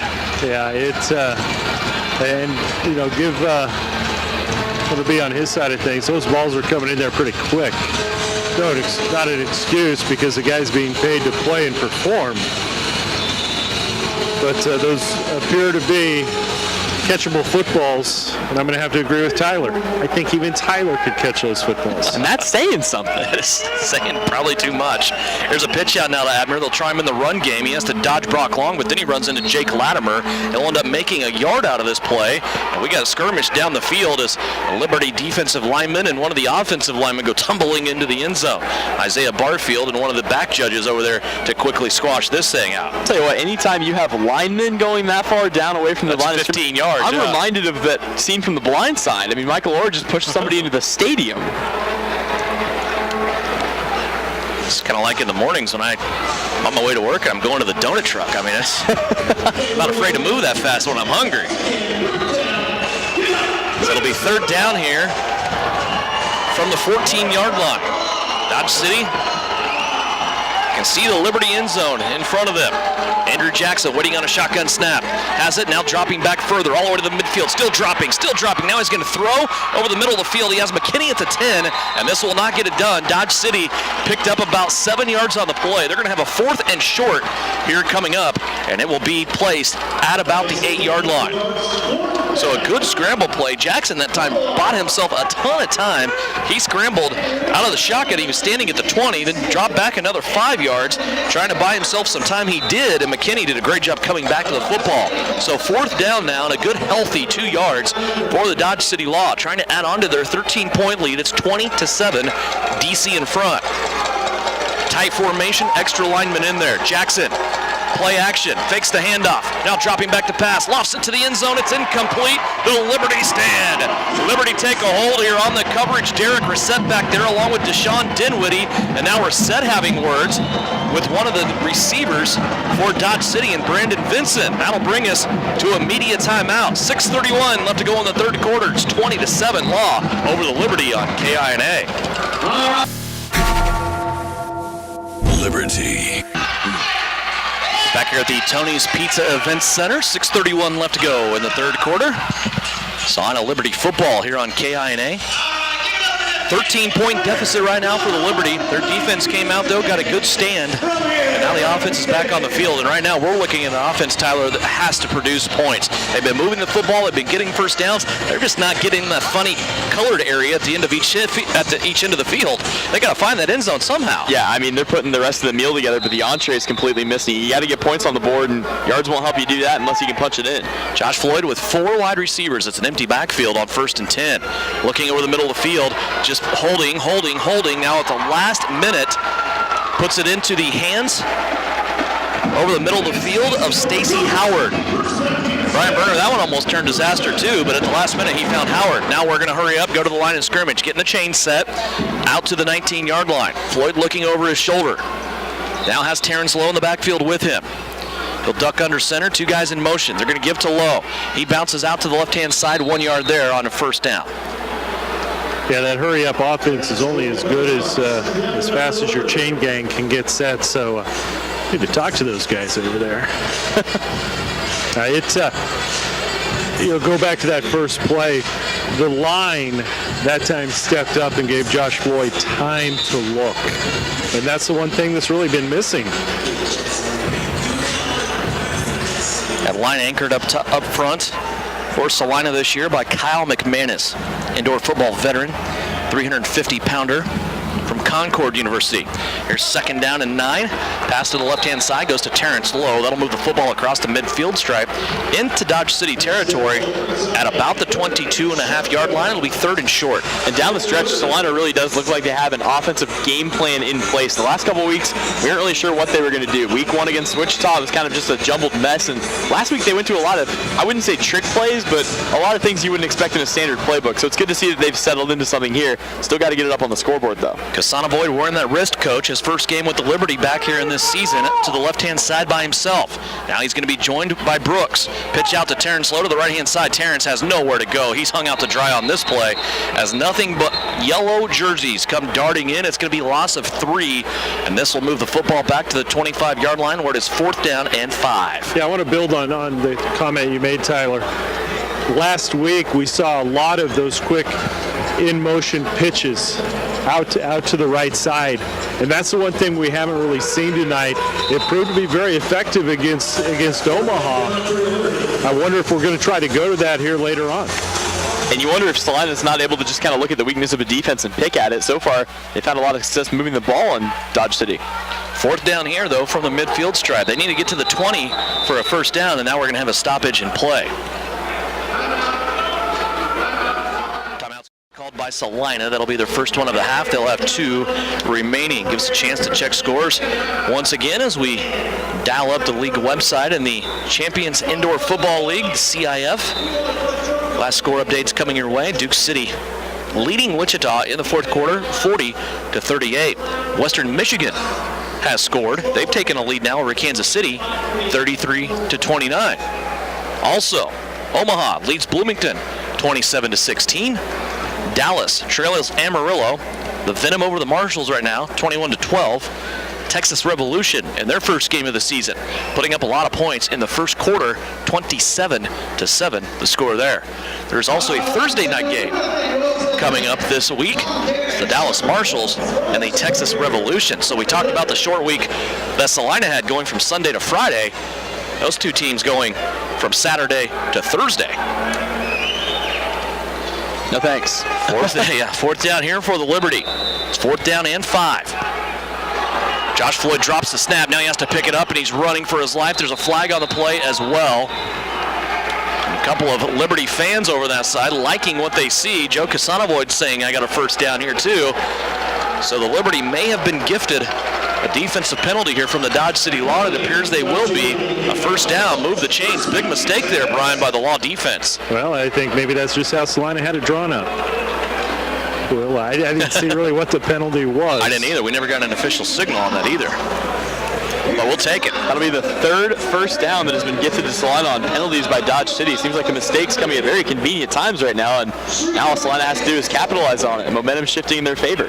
Stacey Howard comes split out at a wide receiver to the left-hand side. Terrence Lowe in the backfield. It's Brooks and Kasanovoid to the right-hand side for Salina. First down. Here's Floyd, back to pass. Pump fakes, now he's taking off and running. He declines an empty lane right up the middle of the field. Instead, tries to duck under a defensive lineman, and he's going to lose 2 yards. That was a peculiar play. Yeah, sometimes, I mean, it's so obvious right in front of you, and you just overthink it and decide to try something else. That time it doesn't end up working out for Floyd. Not a huge loss on the play, though. Basically still 2nd and 10. Ryan, what'd you see field level on that? Well, the one thing I see, I'm going to give credit to this defensive line of Dodge City. I just continue to be impressed on both sides, because when you look down, as big and strong as these guys are, they move so quick and with such ease. 2nd and 10. Here's an overload on the right-hand side, led by Kasanovoid, who's up on the line of scrimmage. Now here's a pitch out. It's that play that you guys were talking about. This is going to go to wide receiver Stacey Howard, and he's hit, spun, and then dropped to a knee. This is going to be a loss of 2.5. Yeah, they did a good job staying awake on that play. That was something Salina did a lot against Omaha, and it had a tendency to work. Omaha liked to keep everybody up front, so if you got your blocks right, there was going to be a good 7-8 yard lane before a DB was able to bring you down. That time, Salina got absolutely stuffed, and now it's going to be 4th down and about 12 to go. Sorry, 3rd and 12. 2:20 left to go. 3rd down and a long 12 coming up here for the Liberty. They're in Dodge City territory at the 22-yard line. So we approach the last 2 minutes of the 3rd quarter. It's been a quick-moving quarter. Empty backfield again for Floyd. Here comes a blitzer right up the middle, and Floyd's going to throw this one wide, and out of the range of the outstretched arms of David Glannison. That'll bring up 4th down. Doesn't work real well when you're ducking and throwing. And that's appeared to be what Floyd was doing there as the linebacker came untouched right up the middle of the field. We're going to give Pete Smith another opportunity. 0 for 2 right now on field goal attempts. Derek Reset will be the holder. The center remains the same on the long snaps for the kicks. It's Kyle McManus. He's full-time center this year for the Liberty. So Reset will put it down at the 21-yard line. This will be a 37-yard attempt. Snap is back. It's a little high. Reset gets it down. This kick is blocked. Kick is blocked. It's going to land at the midfield stripe and covered up by a Salina Liberty player, but it's going to go over to the Dodge City Law. As they come through and they block a kick, they will take over now at midfield, already leading 20-7 with 1:11 left to go here in the third. And that wasn't one guy that came up the middle here, guys. It was a host of players. Yeah, I think that was take your pick of yellow shirts. Just kind of had their way with the line. So Dodge City will take over here. 71 seconds left to go in the third. They have good field position once again at their own 23-yard line. Leading by 13. Clock restarted here, and it keeps running. 1:02 left to go. Jackson still in there at quarterback for the Law. High snap, he's going to pitch it out to Abner. Abner tries the left-hand side, now cuts back to the right on the counter, puts his hand down to keep balance. Hesitation at the 20. He's going to be taken out of bounds between the 15 and the 20-yard lines. Nice run there. Not a first down, but a gain of about 8. And that right now is really what's hurting the Liberty the most. Those counter plays have been very effective by Dodge City. Salina just kind of sells out to whatever side of the field the play goes to initially, and then the cutback lane usually gives them more space. But good speed by the linebacking core enables Salina to prevent a first down. 30 seconds left to go. Play clock not started yet. Now it does. And Dodge City, if they did not want to, they don't have to run a play here. Game clock about a second ahead of the play clock. They're going to line up here. Looks like they're going to run it. Jackson back there. Will send 2 receivers in motion. He'll take the snap with 12 seconds left in the third. Over to the right-hand side, Brandon Vincent. He'll catch it and go all the way to the 6-yard line. That will be the last play of the third quarter. Time running out here in the third. Fourth quarter action coming up after this break. 20-7. Dodge City leading Salina here on KINA. Liberty. Back here at the Tony's Pizza Event Center, one final quarter in front of us. Go through a whole third quarter, Brian Berner, with no points from either side. That's a little bit of a rarity in this indoor game. Yeah, it really is, and especially when you look at what Dodge City can throw at you. This continues to be a big possession. If you can find a way to get a stop, or I would say even 3 points, I think you're still in this contest, and I would consider that a winning possession for the defense. 20-7 is our score. That was our halftime score as well. As we said, no points scored there in the third quarter by either team. Both teams got it into the scoring area inside the 15-yard line, but came away empty. Dodge City trying to add on to their score here. They have a first down and goal while sitting at the 10-yard line. Still in there at quarterback for the Law is Andrew Jackson. Jackson with 3 receivers all on the left-hand side. It's play action. He has an offensive lineman out there on a tackle-eligible play, but he tries to go up top to Brandon Vincent, and that ball overthrown. Vincent takes a pop on that play, and it's incomplete. Yeah, actually, Derek Reset was able to jump up and actually knock that ball away, it appeared. So good coverage by the surprise defensive back today. And that's good because he was wide open in the end zone that time. That would have been an easy toss and catch for 6, but good defense by Derek Reset prevents a disastrous touchdown by Dodge City. 14:24 left to go in this one. Clock is running. Salina trying to avoid going 0-3, but they have their work cut out for them here, trailing by 13, and the Dodge City Law threatening again. Here's a pass over left-hand side. This one off the hands of McKinney. Ball pops straight up in the air, but nobody there for the Salina Liberty as Delaney Dobert came in to make the tackle. He was wrapped up with McKinney, and that ball fell harmlessly for Dodge City down to the turf. 2 incomplete passes brings up 3rd and 10. 3rd and goal, I should say, from the 10. Dobart's one that we really haven't called his name a whole lot tonight. Played in Dodge City last year. Played in Salina the year before that. back to the Liberty this year.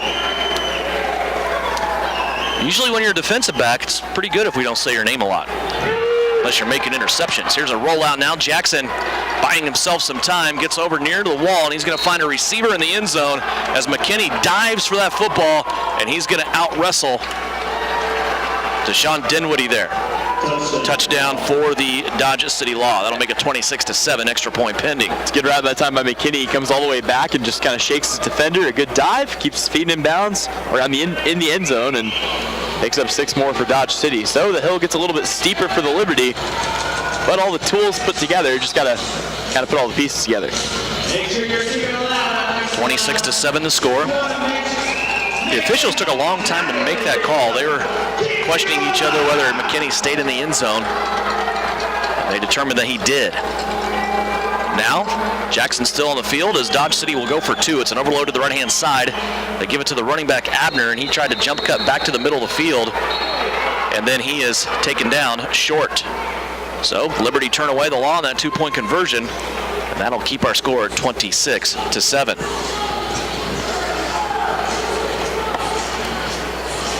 So a lot of work for the Salina Liberty to do here if they're going to have a chance to make a comeback, but a lot of good things have been happening yardage-wise. They've been able to match Dodge City, most importantly in first downs, which is what they really struggled with these last couple weeks. But the drives, you can put them together all you want. If you don't end up tacking any points on at the end of it, it's all for naught, and that's kind of been the story here at the Tony's Pizza Event Center tonight.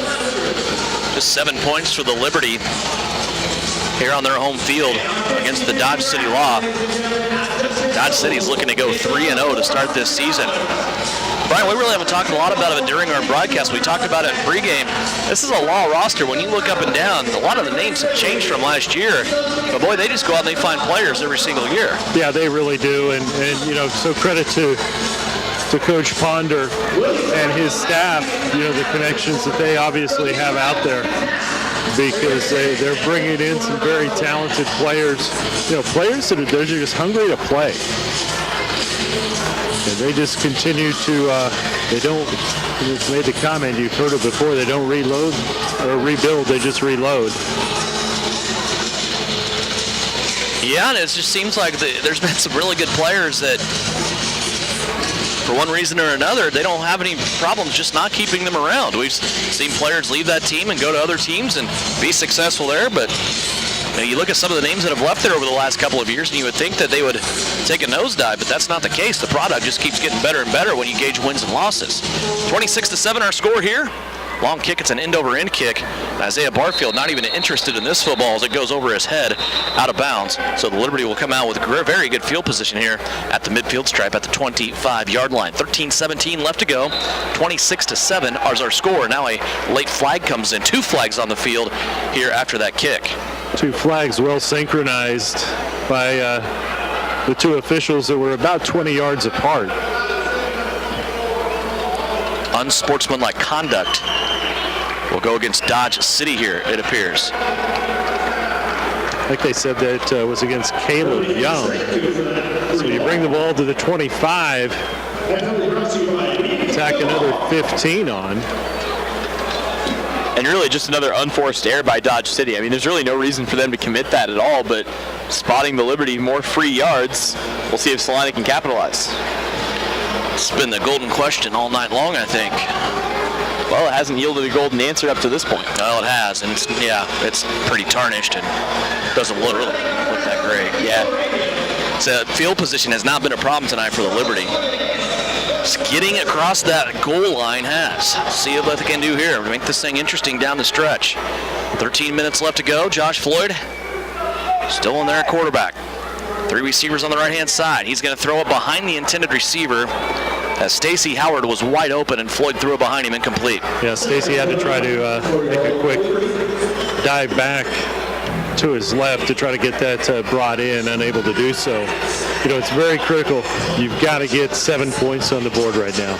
And their route running tonight has looked a lot crisper here than it did at Omaha. It seemed like in Omaha the DBs had everybody covered up throughout the entirety of that game, and a lot of times Floyd just didn't have anybody to throw to. Not the case here. Just poor decision making and a couple of bad passes have really kept the Liberty off the scoreboard. I like Stacey Howard. He's a good-looking kid. Nice receiver. First game for the Liberty. There's a pump fake now by Josh Floyd. He's going to take off and run to the left-hand side. He has Brooks out in front of him, and Floyd's going to take this one into the end zone for a much-needed Liberty touchdown. This one came from about 12 and a half yards away, and that will make the score 26-13 as the Liberty score for the second time tonight. Give credit that time to Tracy Brooks. Yes. Didn't really, put much of a block as much as he just ran interference. Well, but he forced the man that was in front of him to go to the wrong side, and that ended up giving Floyd the seam all the way to the end zone. So everything shakes out well for the Liberty, now just trying to attack the extra point on things. 12:20 left to go here in this football game. 26-13, extra point pending. McManus back to reset. He'll hold for Peter Smith. Everything mechanic-wise looking good there, and the kick shows that result as well. So an extra point by Peter Smith, who's 2 for 2 on his extra points here in the first game at the Tony's Pizza Event Center. 26-14 now our score as Salina draws back within 12. Well, now it's just a matter of coming up, see if the defense can build on this to try to get a stop. Devin, I don't want to spoil things for you, but I did just get an alert. Sporting Kansas City, San Jose, 0-0. Game in progress. Actually, Sporting Kansas. Yeah, let me up you one there. Yeah. Sporting KC has just scored. 1-0. All right. They are 1-0 over San Jose at the half on the strength of a Benny Feilhaber goal. Phil Haber. There you go. So a different kind of football going on with our friends in Kansas City. Sporting KC, 4 cups in the last 6 years. Looking to put together another winning season there at Children's Mercy Park. 12:20 left to go here. Salina Liberty put a score up. They answered a touchdown posted by the Dodge City Law in the previous possession before that. 26-14 our score. Still in the fourth quarter, Duke City leading Wichita 40-38. Kansas City has come back to take a lead over Western Michigan 42-33. Phantoms over the Ironmen. Omaha leading Bloomington 27-16. The Texas Revolution, they just keep scoring points at halftime. The Revs lead the Cavalry of Syntex 34-7. Dallas Marshalls trail Amarillo 21-12. Peter Smith on the kickoff. His end-over-end kick will go back to the 2-yard line. This is fumbled by Abner. Now he has to pick it up, and he's running for his life, and he somehow hops in the air. I don't know if he was trying to get over the wall or what he was doing, but Abner gets punished there in front of you, Brian Berner. Yeah, I don't know why he would want to try to go up in the air like that. Poor guy, man. He needs an ice cream cone and a nap or something. He has just been having one rough night. I mean, drop passes left and right, and then misfields this one, almost gives the Liberty the football back and ends up hitting his own team back within their own 10. I'm going to give you all a tease. Check social media tomorrow. Great picture that's probably going to appear. Probably from Megan Oliver, I assume. She was able to get it. Good timing on that shot. She is a fantastic photographer. She captures some of the greatest shots, so it's worth a join on the Salina Liberty page just to see some of the photographs that she produces every single home game. Here's Jackson, back at quarterback, wants to let one fly, and it's a wide receiver that is wide open, no coverage within 7 yards. And this was bracket coverage. Dobert was underneath. Isaiah Barfield was over the top, but there was a lot of space there, Tyler, in between. Yeah, I mean, this has been happening all night long. The DBs have just been not necessarily getting burned deep, but the spacing is so bad that there's almost always somebody wide open. I think that might have been why they switched to Andrew Jackson. He seems like more of a precision arm than a dual threat quarterback, and on some of those plays, he's able to get it right to the receiver and finally able to catch one instead of having one dropped, and that really hurts Salina. Well, Tyler, we've determined that you could catch some of those balls. I think you could throw to some of those receivers because that coverage just wasn't there. He might be being generous now, Brian.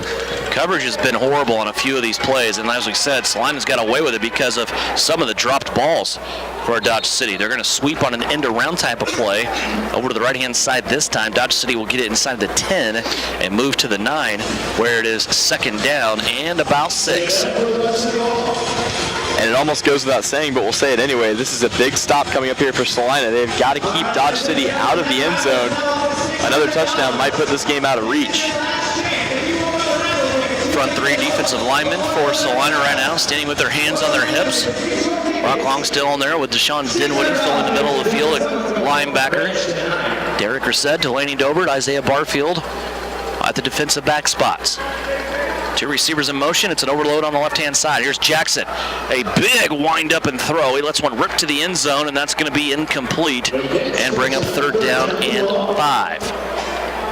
Well, you see his wind-up on that, Brian. He brought that football all the way back, almost touched himself in the back of the shoulder with that. Yeah, he did. He's, either Johnson or Jackson, either guy could probably start on a handful of these teams that are out there in this league. Both are, are very good quarterbacks. Here is Jackson, back to pass, under pressure. He's going to fall down as he throws this one to the end zone. It's picked off. Here's Dobert trying to get his way out of the end zone. He's twisting his way all the way outside the 5 and to the 6. Finally, a takeaway for the Salina Liberty as Delaney Dobert steps into the passing lane and takes one away here in the end zone. That's their first interception of the season, Devin. It comes at an opportune time. This is giving Salina the ball back, and honestly, when you saw Jackson falling backwards, that's not really his forte in making that pass. Maybe it would have been a better idea to try to just throw it away, but he ends up throwing it into the hands of the waiting Delaney Dobert and Salina with the football. Well, the substitute to that turnover has got to go to Xavier Davis, because that defensive lineman's the guy that came in there and got the pressure on Jackson and really forced him to throw that ball up. Absolutely. That's really one of the few times tonight that the Salina has gotten pressure on a Dodge City quarterback. Doesn't matter if it was Johnson or Jackson. And the theatrics continue here with Dodge City's Trevante Johnson. He's now yelling at one of his teammates on the bench. He's out there on the field with Glanison in front of him for Salina. Here's 1st down and 10. Floyd will tuck this one away. He'll come out, cross the 10-yard line, make his way all the way out to the 13-yard line. Had Glanison and Ed Smith Jr. out in front of him. That's going to be a healthy gain on a 1st down. It'll be a 6.5-yard gain, bring up 2nd down and short for the Liberty. You guys had a better perspective on that, but it looked like Glanison was running his route and basically stopped around the 15 to 20-yard line. I wonder if he would have kept coming down, if that would have even opened up that play even more. I think you're right. Big cushion here for the Liberty receivers. Out to the right-hand side, Ed Smith catches it at the 15, but he is hit immediately by the before-mentioned Trevante Johnson. It will be a gain of 1 and bring up 3rd down and a long 2. He got blasted, but for all the talking he's been doing, that's really the first time we've called Johnson's name tonight. He hasn't really gotten burned on any plays, but the first time that he's really been in on the action. Football setting between the 15 and 16-yard lines. Liberty have to get to the 18 to get a 1st down here. Big 3rd down play coming up. Here's Josh Floyd again. Just a frozen rope fastball over the middle of the field. Bounces off the hands of a wide open receiver. Incomplete. Here's 4th down. I'd like to see Salina try to challenge on some deeper routes. That's really what I don't think we've seen. We're running and we're stopping, and we're kind of playing in front of these defensive backs. Let's challenge them some. Yeah, I agree with that, and I think there's also something to be said for a touch on the football as well. There's been absolutely no touch on the football. That's why a lot of these passes are going incomplete.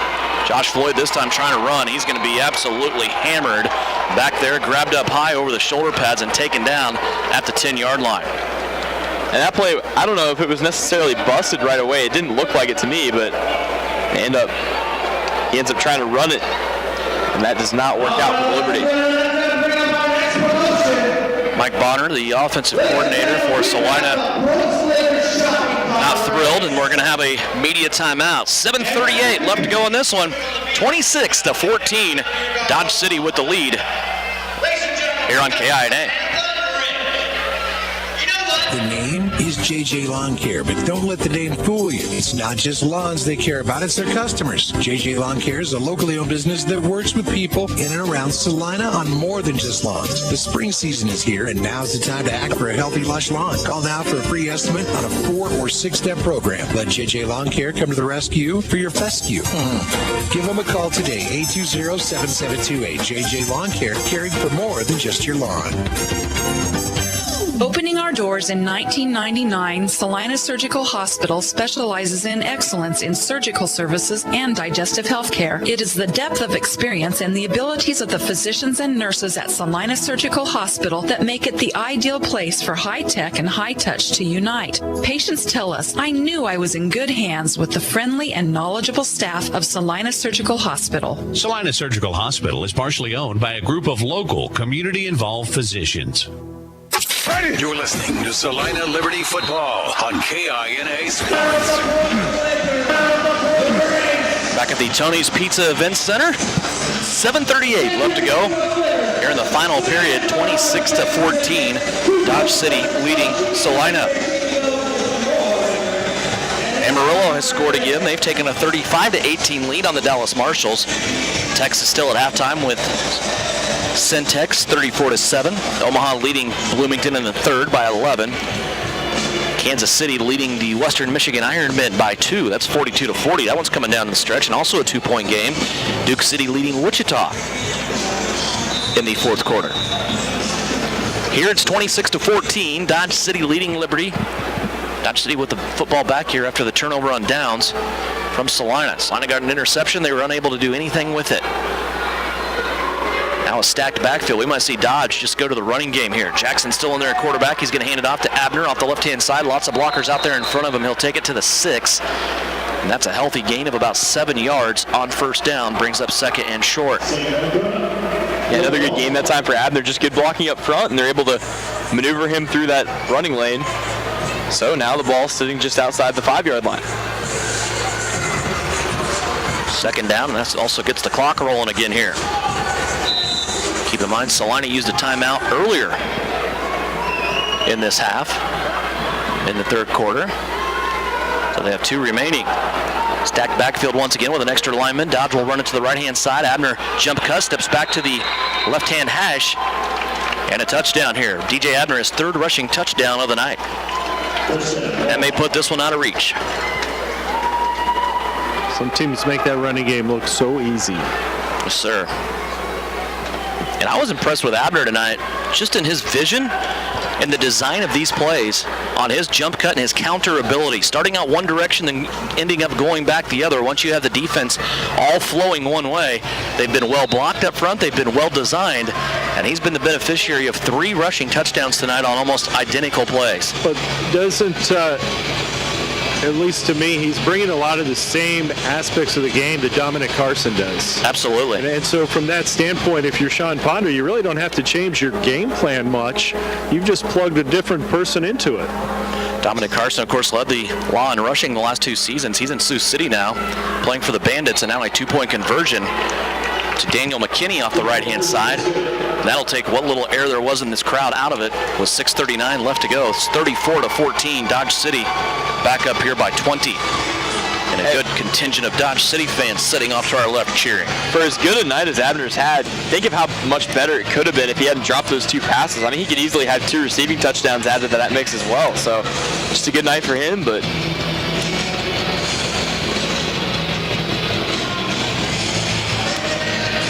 6:39 left to go, 34-14. These 2 teams will hook up again 1 week from tonight. We'll be in Dodge City, Boot Hill Casino, United Wireless Arena. Be interesting to see. We don't get to see teams go back-to-back with each other very often.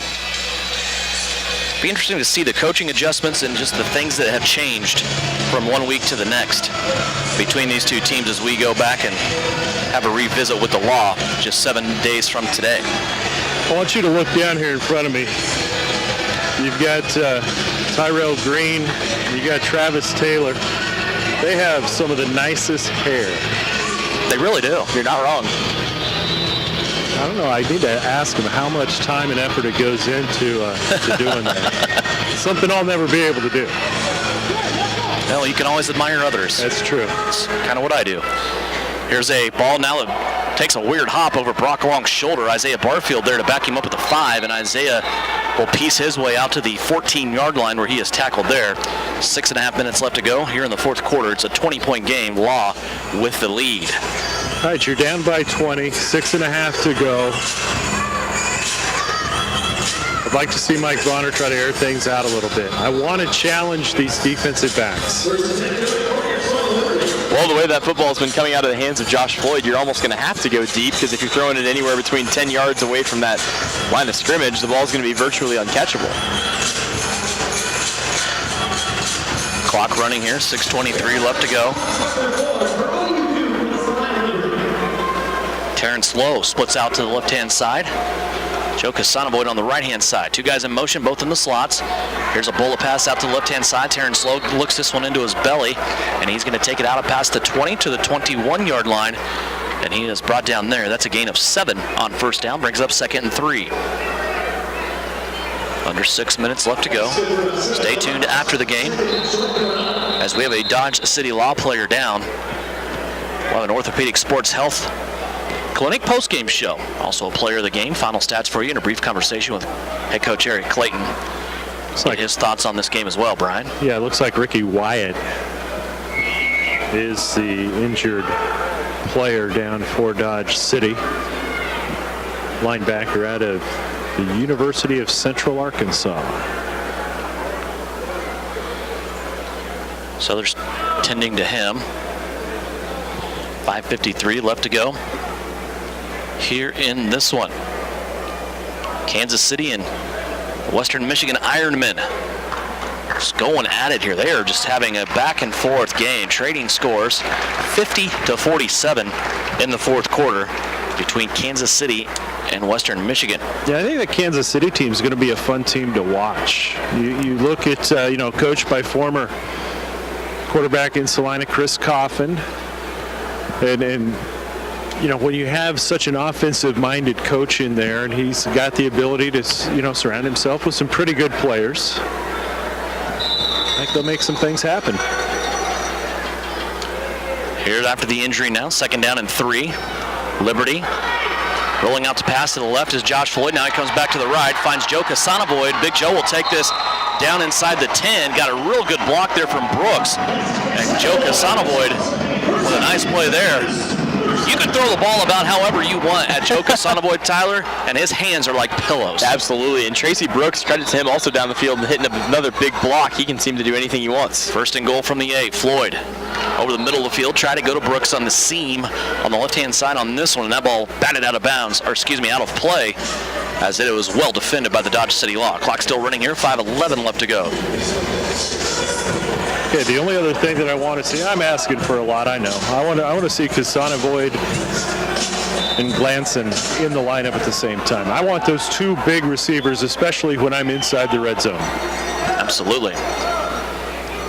Casanovoid this time over to the right-hand side, checks with the official, make sure that he's on the line of scrimmage where he's required to be. Here's a slant that was trying to go to Casanovoid. It gets deflected and then caught by an offensive lineman for the Liberty. Fishing it out of the middle of the air is James Tabor over there at the right tackle spot, and then he rumbles his way down to the 5. I think it took him a second to realize what was going on, but he had the football in his hand and tried to push up the field. He got about a gain of 1 maybe. Give Tabor all the credit in the world. And now we're going to have a snap here. Dodge City was trying to call timeout. They had a defensive player they were trying to get off the field. And it is going to be credited to Dodge City here on the timeout. Let's talk about that play, Brian. In front of you is a deflection by the defensive lineman for Dodge City. Tabor plucked it out of the air, and the best thing that he could have done was cover the football with 2 hands. He did, then ends up advancing it about 3 or 4 yards. Yeah, it's, that ball just got knocked down. It looked like it was Gary Henderson who knocked it down right into Tabor's hands. He kind of glanced up, boom, there it was. And took it and just said, I'm just going to try to go forward, get whatever I can out of it. Maybe he's a new offensive threat. I don't know. See if he makes himself eligible on one of these next possessions. Well, and I don't think it was James Tabor. I think it was Cameron Neal. Remember the first game against Wichita? The Liberty ran a play where it was tackle eligible at the end zone and threw the ball, and it was right in the gut of the offensive lineman. Should have been a touchdown, but it was incomplete. So that is in the playbook of Mike Bonner here for the Salina Liberty. Liberty out after the Dodge City timeout. Leaves both teams now with 2 timeouts. Liberty down inside the 5. It's 3rd down and goal at the 4. 20-point game. Law leading 34-14. Josh Floyd under center. Overload on the left-hand side. They're going to go away from that overload to Brooks. He slips a tackle and he scores. Tracy Brooks, all he had to do was get past one guy. It was an isolation play, and Tracy Brooks gets out of the grasp at that time of the defensive back, Trevante Johnson, and reached out, broke the play, and scored a touchdown. Now back to a 14-point game, 34-20, with 4:18 left to go. Extra point is pending. That's a great setup that time for him to be able to slip that tackle. Again, he's listed just as an athlete. He can kind of do a little bit of everything. Gets the ball and then has good awareness of the situation to get himself into the end zone for 6. 4:18 remaining. Derek Reset waiting on his protectors in front of him to get all in the right places. Kyle McManus will bend over and grasp that football. Snap coming from McManus back to Reset. Peter Smith ready to kick it here. 34-20 is our score. Here's the snap, a little bit high. Reset brings it down. This one's blocked as well. They had a field goal earlier that was blocked. This one, Dodge City's trying to return. Derek Reset out there, though, to end that play. And 2 blocked kicks by Dodge City, Brian Berger. 1 on a field goal, 1 on an extra point. And that has kept 4 points off the board tonight for the Liberty. Well, that's one thing that you guarantee that Coach Clayton and his staff will be looking at this week in practice. I guess that's the one advantage of playing the same team again next week, is you're going to have time to immediately look at the film and correct it. Coach Clayton is definitely having words right now with Xavier Davis as he was coming off the field, thinking maybe that was the area where Dodge City was able to attack the line and get in there to block the kick. Tyler, you talk about 4 points on those blocks. If those kicks would have been able to go through the uprights, that makes it a 10-point game right now. Salina would have a chance at it. Still a 2-possession game here, but you need 2 touchdowns where you might be looking at a field goal and a touchdown on if you got those 4 points on the block kick. So, again, just things that need to be written down in the notepad of head coach Eric Clayton and get fixed as we move forward here. After tonight, just 3 games into a 12-game regular season. Yeah, and that's absolutely one way of looking at it, but I think still the bigger thing is you have to take a look at how many times Salina had the ball inside the red zone or close to that red zone and was unable to punch it in for 6, because ultimately you get that many opportunities. Even if you just convert one of them, it's even closer than that. So for Salina, that's got to be the area of focus. 34-20, our score. Next week, we will be joining you from Western Kansas and Dodge City. United Wireless Arena. Yes, sir. Make the trip out. It's always a fun place to go. Nice facility for football. Yes, it is. It's one of those arenas, we talk about them every now and then. Hartman Arena was kind of that way where the old Wichita Wild used to play, but it's one of those arenas you kind of feel like it was made for indoor football. It's a lot of fun to go out there and play. Now Peter Smith ready to kick this one away for the Liberty with 4:18 left to go. 34-20 our score. Liberty trailing by 2 touchdowns. Kick a sidewinder. It's going to chase Dodge City back to the back wall. Now coming out to the 5, a cut back to the 10, and a couple of Liberty players there will end this return at the 11-yard line. Coming out for the Dodge City Law that time was Trey Dudley. Like 3 guys had an opportunity to bring Dudley down. All 3 missed. They were able to throw his balance off just enough. But credit to Salina special teams, especially on kick coverage. So far, they're only giving up 10 yards on each of these returns. Really, that's about all you can ask out of your guys, especially when you're looking at some of these good kick returners in this league. Dodge City assembling in the middle of the field here. Jackson will stay out there, quarterback. He came into the game about halfway through the second quarter and has done pretty well for this Dodge City team. As we thought, probably more of a passer than what Rudy Johnson was. Here's the fake on the pitch out. Jackson's going to pass this one, directing traffic. He wants to go deep. This one up for grabs, and it's caught. Caught by McKinney in front of Dinwiddie and brought down across the midfield stripe at the 15-yard line. Jackson took a hit from Davis as he released the ball. Kind of an awkward hit into the board about the 3-yard line. Dodge City gets credit. They throw the ball down, they make those receptions. And that's good coverage at the time by Dinwiddie. It's just one of those things where after your routes run, you kind of scramble around, do whatever you can to get open, and that ended up freeing him up for that reception. So Dodge City knocking on the door once again at the Liberty 15-yard line. Here's a screen pass out to Vincent. Brandon Vincent's going to twist his way inside the 10 to about the 8.5, and is brought down there.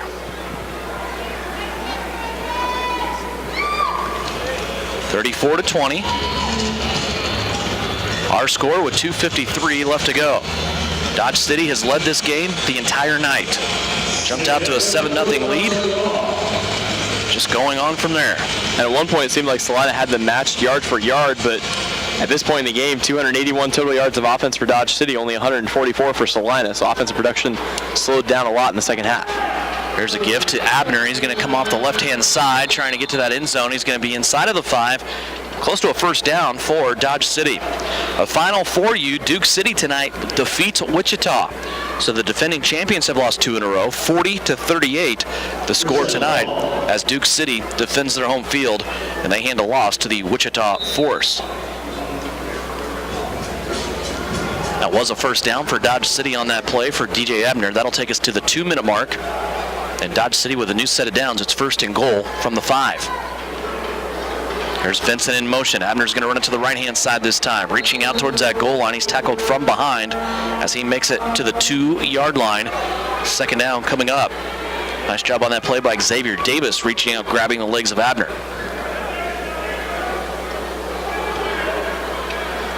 Clock continuing to run here, down to 1:37. Everybody for Dodge City looking at it. They're going to have to run another play here before our 60-second warning. 127, 126. Jackson will duck under center for a second and goal from the 2. They're going to give it to Abner. Looking over the left-hand side, nothing there. Did he drop the football? He did. Isaiah Barfield ends up with it. Here's Barfield out of the pile. Barfield's going to score. He's at midfield and nobody around. He has 2 escorts in Derek Reset and Delaney Dobert, and that will tip this game. Holy smokes. That ball came free. Isaiah Barfield pops out of the pile with it, and his red, white, and blue jersey streaking down the right-hand sideline for a Liberty touchdown. That's the fire in the crowd, Devin. It was completely silent during that entire play, but the ball pops loose, and that's going to give Salina on the board. I have no idea how that ball came loose. And just as people were starting to hit the aisles, they turn around, they find a seat. It's now an 8-point game with 1:06 left to go. And that's what we said. Salina is so good. They're leading the league in fumble recoveries because anytime the ball is out there, you got a chance for one of these guys to go out and strip it. So, all right, I'm not sure about this play call. You've got a kicker that's been, and help me out with the math here. Salina's deciding to go for 2, when if they would kick, they'd be within 7. Right. Not sure I understand this one. I don't either. If you get yourself within 7, you're at a point where you get the onside kick, you score a touchdown. Now what they're going to run into, the play clock's running, it's down to 15 seconds. And Derek Reset telling everybody to hurry up as they change their mind. Now they're going to put an extra point up. Now you worry about them hurrying Peter Smith here to the point where you might hurry him into a miss. Play clock down to 3. Here comes the snap. Reset has to pull a snap that's wide out right, and it's blocked again. But it's picked up by Salina, and it looks like they're going to score. The official said no. The official said no. Delaney Dobert picked it up, took it in the end zone. The officials say no. I don't see why. The ball should have still been alive. Yeah, Eric Clayton's out there. John Ludis is out there as the 2 Salina coaches come out. Now Delaney Dobert throws this one way up into the stands. Dobert's knee never hit Dobert was never down. That ball was still alive when he scooped it up, and his knee never touched the ground for him to be down by contact. I never saw Dobert on the ground even necessitate him being down. Yeah, I'm not sure. We'll have to see if we can get one of the officials over for clarification, but John Ludis has his hands in the air signaling score. Either way, it's still going to be a 1-possession game and a lead for Dodge City here. But right now, the discussion is over 2 points. Mike Bonner out asking for an explanation. Now he gets it. And the lead official, the white hat as we like to call him, say No good. And boy, that's a big difference because we talked about it being a 7-point game where an extra point and a touchdown can tie it.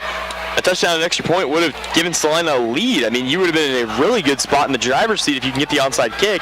Now they're going to be playing from behind. Brian's on the field. He's having a conversation with the lead official right now. Get some clarification on that call, as we saw it from the media stand in front of us, and even Brian down on the field, who happened to, right in that corner. It looked like Delaney Dobert came in and picked up the football and leaped towards the end zone. Yeah, what the ruling was that when the advancing player went down to pick the ball up, his knee was down and he was touched or in contact with the defensive player, thus ruling him down. Okay. That's the ruling from the officials. Thank you very much. But nonetheless, as we said, Tyler, not a deal breaker here, because it didn't matter if you were down by 8 or down by 6. It's still a one-possession game here where, yes, on the back end, if you get a stop and you go score, it makes it easier for you to win this game, but you're just playing right now for a stop. But regardless of points. It's a step-by-step thing, and the first step in this is to get the ball in the end zone. That hasn't changed at all. I mean, there's no, we have to get another ball back on another onside kick. It's the same exact situation. You're just in a point where now if you do get it in the end zone and do recover the onside kick, you got to make a 2-point conversion instead of kicking that extra point. And here's Joe Casanovoy now out on special teams. He was conversating with Peter Smith, trying to identify maybe a victim on that return team for Dodge City, or maybe an area where he can kick this football and Salina can go recover. 66 seconds left to go. Smith is going to put this one over to the right-hand side, and we're going to have a stoppage and play here. Have to see what the call is. Dodge City actually had called the timeout. Okay, so it appears so. Dodge City will score. We'll have a timeout here. They'll go to one timeout remaining. Need to put 2 seconds back up on the scoreboard as well. Yeah, and that's to me, a critical mistake. Not that they knew, it was going to go out, but that would have been out of bounds. Yeah, that so kick. Dodge City has Salina's got another opportunity. That kick we didn't mention, and went sailing to the right-hand side. Ended up in the Liberty bench area. And that would have given Dodge City not only the football back, but in halfway decent field position. So for Salina, catching a break as they unintentionally iced the onside kicker. 34-26, 66 seconds left to go. Dodge City with 1 timeout, Salina with 2. And now what you've done, if you're Dodge City, you've given a kicker with not a lot of experience in this indoor game a mulligan here. Chance to go back and do it right. Again, getting some advice from Joe Casanovoy, who turns around to the guys on his right-hand side and informs them of the plan. So Peter Smith here with it teed up, put his right foot into it again. This one takes a beautiful hop, and it's still hopping, but taken in here by DJ Abner. Actually, excuse me, that was not Abner for Dodge City. That was actually back there from Trey Dudley, and he will take this football out to the 18-yard line, where now Dodge City will have it with 1 minute left to go, and we are at our 60-second warning. 34-26, Dodge City has the football. When we come back, Liberty trailed by 8 on KINA. Liberty. 1 magical minute left on that clock. We have a 1-possession game. Dodge City leads by 8. They also have the football. 34-26. Dodge City, they'll run it off the right-hand side. Here's Abner. Looked like he was making forward progress. Now Brock Long comes in. Brock has 2 hands on that football, trying to rip it out, and he ends up throwing Abner down to the ground, and a timeout here for Salina. Boy, that was an aggressive play, Brian, by Brock Long. I thought he was going to get that football loose. You got to think that every player on that defensive side of that ball is going to just try to rip the ball loose with any opportunity. And the determination that Brock had, if I were Dodge City, you try to run away from Brock Long, try to run away from Jake Latimer, because those would be the 2 guys that I would fear the most about trying to strip that thing away. Of course, in this indoor football game, you cannot take a knee. You can't go into a delay game or a victory formation. You have to make forward progress, an attempt to forward progress, Tyler, towards the line of scrimmage. Yeah, and back to Brian's point, you don't want to go to Latimer, you don't want to go to Long, you don't want to go to Dinwiddie. There's a small problem here. Those are the 3 linebackers that the Salina Liberty have, and there's 1 in the middle, 1 on the left, and 1 on the right. So you're probably going to have to get tackled by one of those guys. You just got to make sure you have a good grip on the ball like he did there. It's really your only hope at this point is to gain positive yardage if you're Dodge City. Still 1 timeout left for each team. Law lead it by 8. 52 seconds left to go here. Brock Long with his hand in the air. Second down and 9. Here's Jackson. He turns. It's a naked bootleg. It's read well by Salina, and they did not make attempt at forward progress. That's what Delaney Dobert's going to say. And you look at Sean Ponder, had his hands on top of his head, realized not what he wanted his quarterback to do. Yeah. That's going to be a huge loss on the play. They're going to lose about 6 to 7 yards on this play. And now another quick timeout. I believe Salina called a timeout, or did they not? No, because the ball didn't advance. So that the clock stops. The clock. Ouch. And as you said, I mean, the expression on his face, it looked like he just crashed his favorite RC car. Just kind of that look of disbelief of, what did I just call? All the way back to the 13-yard line. That might be a play that I'd go with Rudy Johnson, who started this game at quarterback. He's much more of a runner than what Jackson is, but that play didn't work out well. It was a big loss, and it stopped the clock. So Salina still has a timeout remaining. Now it's third down and about 15 here for Dodge City. They're back into the shotgun formation with 4 wide receivers, and I believe Dodge City will call a timeout here. Yeah, last timeout for Dodge City. Oh, boy. It's a little unorganized. I think there was a point in this game where Dodge City felt they had the entire thing locked up, and then you have a fumble, gets returned all the way back for a touchdown. Suddenly you've actually got to go play offense and get the ball moving forward, and it seems like they never really came out of victory mode. 48 seconds left to go here. Salina still has a timeout remaining. It's 3rd and 15 for the Dodge City Law. Back at their own 13-yard line. Already one final tonight in the CIF. Duke City has beat Wichita by 2 points. That was a game that went back and forth, but the Gladiators end up beating the Force. Here's Dodge City at the line of scrimmage. Jackson in the shotgun formation, looking to the right-hand side. Here comes Latimer. Jackson gets away and he throws it downfield. It's a long pass into the end zone and it's incomplete. That will stop the clock, and Salina will keep a timeout here with 42 seconds left to go. 4th down coming up for Dodge City. Hey, Brian Berner, put your coach hat on here. What's your call here if you're Dodge City? Well, right now you bring in Jared Wood and you say, okay, kick the ball out of bounds. Kick it as hard as you can. Don't worry. If you can get it into the upright side, that's just a bonus. Get it over the inboards. That's going to force Salina then to get the ball at the 5-yard line. Over the inboards and not the sideboards. Correct. Here's Wood. He's going to have this one placed back at the 5. He does have a monster leg. Isaiah Barfield is back deep, has Brock Long in the middle of the field in front of him. Here's the kick. Barfield may have a chance to return. He does. He takes it at the wall. Here comes the best return man in the league. Out to the 10. Derek Reset in front. Now to the 20. To the 25. Into Law territory at the 20. And he's going to be dropped there with 27 seconds left to go. Mr. Special Teams Isaiah Barfield does it again, bringing back a missed field goal all the way to the 18-yard line in Law territory. You had a flag down. It was holding against Dodge City. So that'll be declined. So Salina will get it at the spot of the foul, but you have an injured player down, and it is Isaiah Barfield. Earlier in the game, he took a hit over on the bench side, and he kind of came away holding his rib area, shook it off, continued to play, but we'll see if that has any of the impact.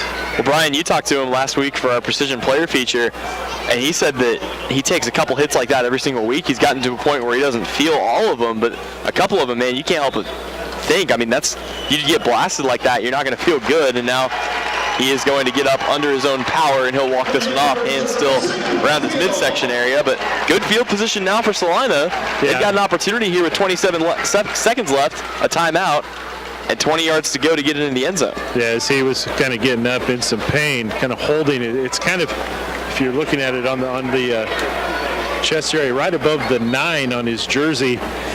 Jake Latimer, being the great teammate he was, just kind of turned around, giving that, hey, get you feeling better, buddy. But it was right on top of where he was holding. Tracy Brooks is back in the end zone now. I'm not sure why. The penalty, as you said, was on Dodge City. I think Tracy was thinking, okay, might be a re-kick opportunity.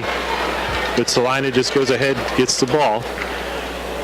And they will be operating from in Dodge territory at the 18-yard line. 27 seconds left to go. One timeout for the Liberty. And again, ball at the 18 after the sensational return on the missed field goal for Dodge City by Isaiah Barfield. Kasanovoid over to the right-hand side. Over to the left, David Glanison. In the slots, Ed Smith Jr. and Tracy Brooks. It'll be an empty backfield here as the officials are conferring once again. Yeah, I'm not sure what happened. The back judge is the one that kind of ran up to initiate this conference.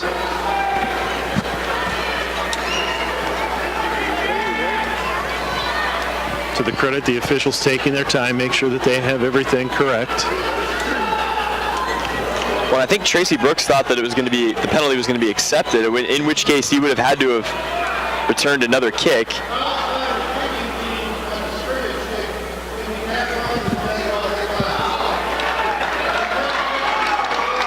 It's good conversation.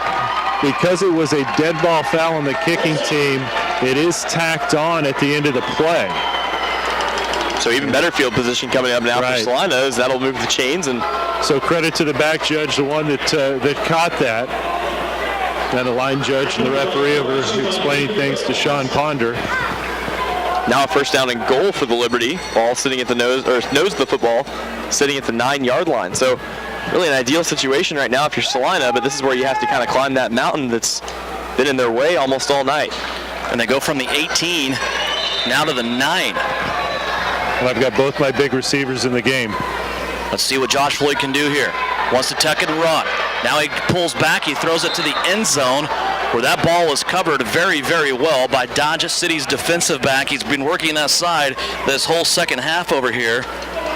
Trevante Johnson. And Joe Kasanovoy just looked back at his quarterback. He said, I'm 6'6", put that thing up in the air. Yeah, I mean, there's no reason he threw it almost a line drive that time, and I thought for a second it was going to get intercepted. You've got to be careful with that.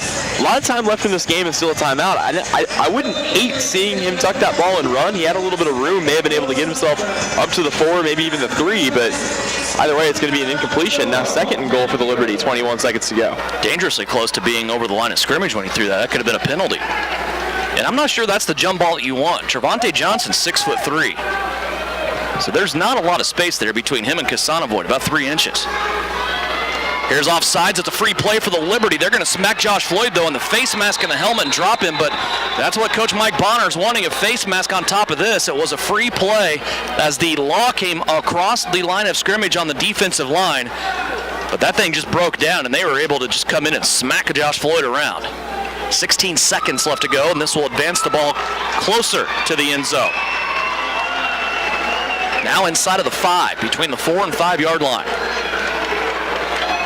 Can't ask for much more. I mean, these yards are coming gift wrap with a pretty little bow on top. Salina's just got to capitalize now. Ball sitting at the 4, and as you said, instead of the 22, the ball is at the 4 now, second and goal. 34-26, a one-possession game. 16 seconds left to go. Liberty still have a timeout. Floyd under center. 2 receivers in motion. He wants to throw. It goes up to Kasanovoy, who plucks it out of the middle of the air. Correct me if I'm wrong, and I was on that. I said you didn't want the jump ball to Kasanovoy over the top of Johnson, but Big Joe goes up and gets that football out of the middle of the air, and it's a Liberty touchdown. Now a 2-point game, 34-32 with 13 seconds left to go. Yeah, the thing that I think the officials missed on that time was after that play, Trevante Johnson did take a swing at Joe Kasanovoy.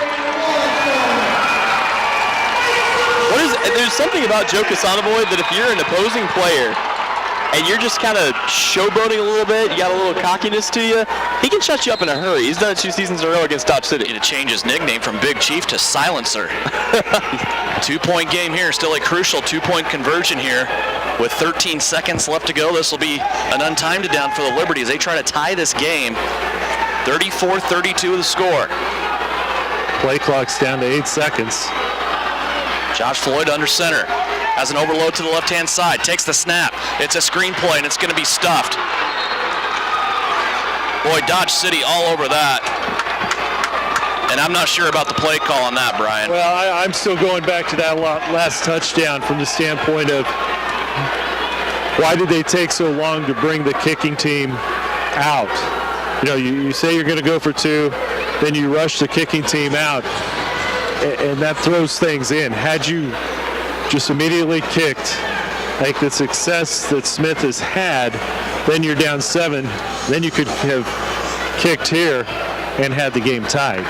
And I'm with you, Devin. I mean, when you look at play call, you're at the 2. The only type of play other than maybe a long sweep that's going to take that ball backwards and make you have longer to go to the end zone is a screen. And that's great if it's blocked well up front, but it seemed like from the very beginning, Dodge City knew exactly what was going on. They went right by the people that were supposed to be blocking them, and just a busted play for the Liberty might end up in them going 0-3 to start the year. Still a chance to recover an onside kick, but they'd have to go quite a ways just to get back within field goal range. Well, and Kasana Boyd was still trying to get the receivers lined up over there on that left-hand side when Josh Floyd had the ball snapped to him. The timing of that play and just everybody being in sync, it wasn't there. You have a timeout remaining. Why don't you call that timeout and get everybody in? I mean, that's your ball game. That play at the time is the most important play you're going to run all night.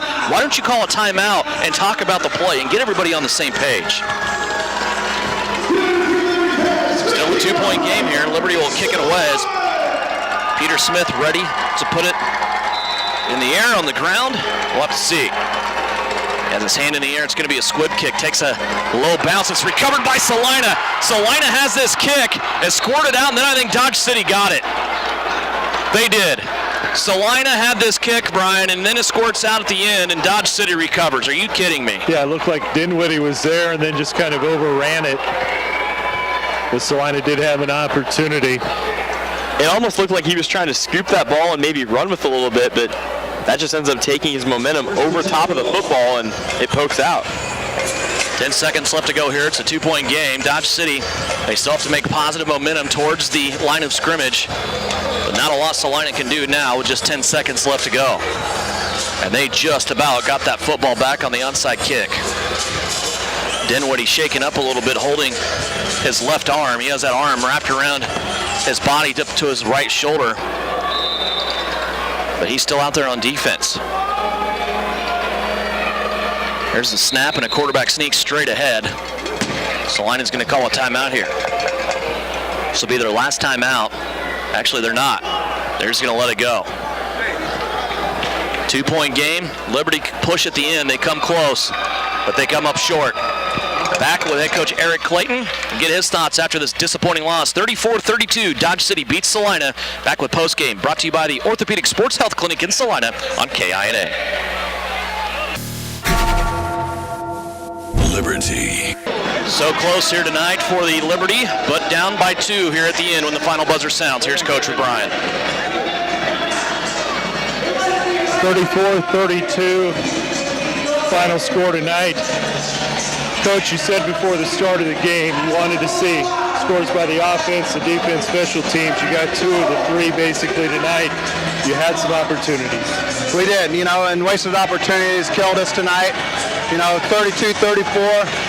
Man, there's just so many opportunities out there that we let get away from us, and we should be better than that. And discipline, I talk about it all the time. And sometimes we're not very disciplined, whether we're on offense, defense, or special teams. Sometimes we're just not disciplined on that. It seemed like for the 3rd game in a row, the opposition went down, had some long pass opportunities, wide open, some missed coverage in the secondary. Any reason that we're seeing that, or is it just new players coming in? I think it's communication. Our communication was not very good at times. We called a coverage, and the guys didn't play the coverage that we called. So, again, alignment, assignment, and being disciplined on what we're doing. One question that came up, second to the last score that was had, there was some communication. It looked like at first you were going to go for 2. Then at the last minute you sent the kicking team out there. You had to do it again. Same thing. Do you go for 2 or do you get the kickers out early? Decision on my part when talking to the coaches, and we felt like at one time we were going to go for 2. That way we would be up if we'd score again. So there was a decision to go ahead and just kick it and try to tie. You go back to Dodge City next week. At first we were thinking maybe this isn't a good situation. Do you look at this now? Do you maybe swing this into a positive that you can look at this tape now, make these adjustments, and come back and be ready? Yeah, we're going to have to stop their jumbo set. I put in a defense. I thought we could stop it, and apparently we didn't. We'll have to look at that. And like, again, we'll have to be disciplined in practice. We have to be better on offense. We got to be better in the red zone. You know, we should have got the 2 points right there, conversion, and tied the ball game up and went into overtime. But, you know, it's a want to. Well, good luck next week. We'll see you out of Dodge City. Devin, back up to you. All right, thank you very much, Brian. On the field with Coach Clayton, obviously disappointed. They pushed at the end, came up short, 34-32. Liberty. Back here at the Tony's Pizza Event Center one last time, 34-32. Dodge City gets out with a victory over Salina. The Law moved to 3-0. Salina now to 0-3. And Tyler Henry, it was a first half, really a first 3.5 quarters that the Dodge City Law was in control of this game. That changed towards the end. Yeah, Salina seemed to really make a hard push there at the end, but came up just short. When you take a look at stats, we'll take a look real quick at Dodge City.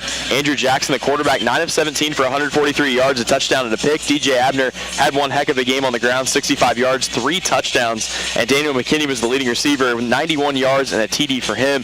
On the Salina side, Josh Floyd, 15 of 29, 95 passing yards through the air, 3 touchdowns, 1 pick. He also led the team in rushing, 10 attempts, 40 yards, and 1 rushing touchdown. Joe Casanavoid, in his first game back as a Salina Liberty player, is your leading receiver, 5 receptions, 36 yards, and a touchdown for him.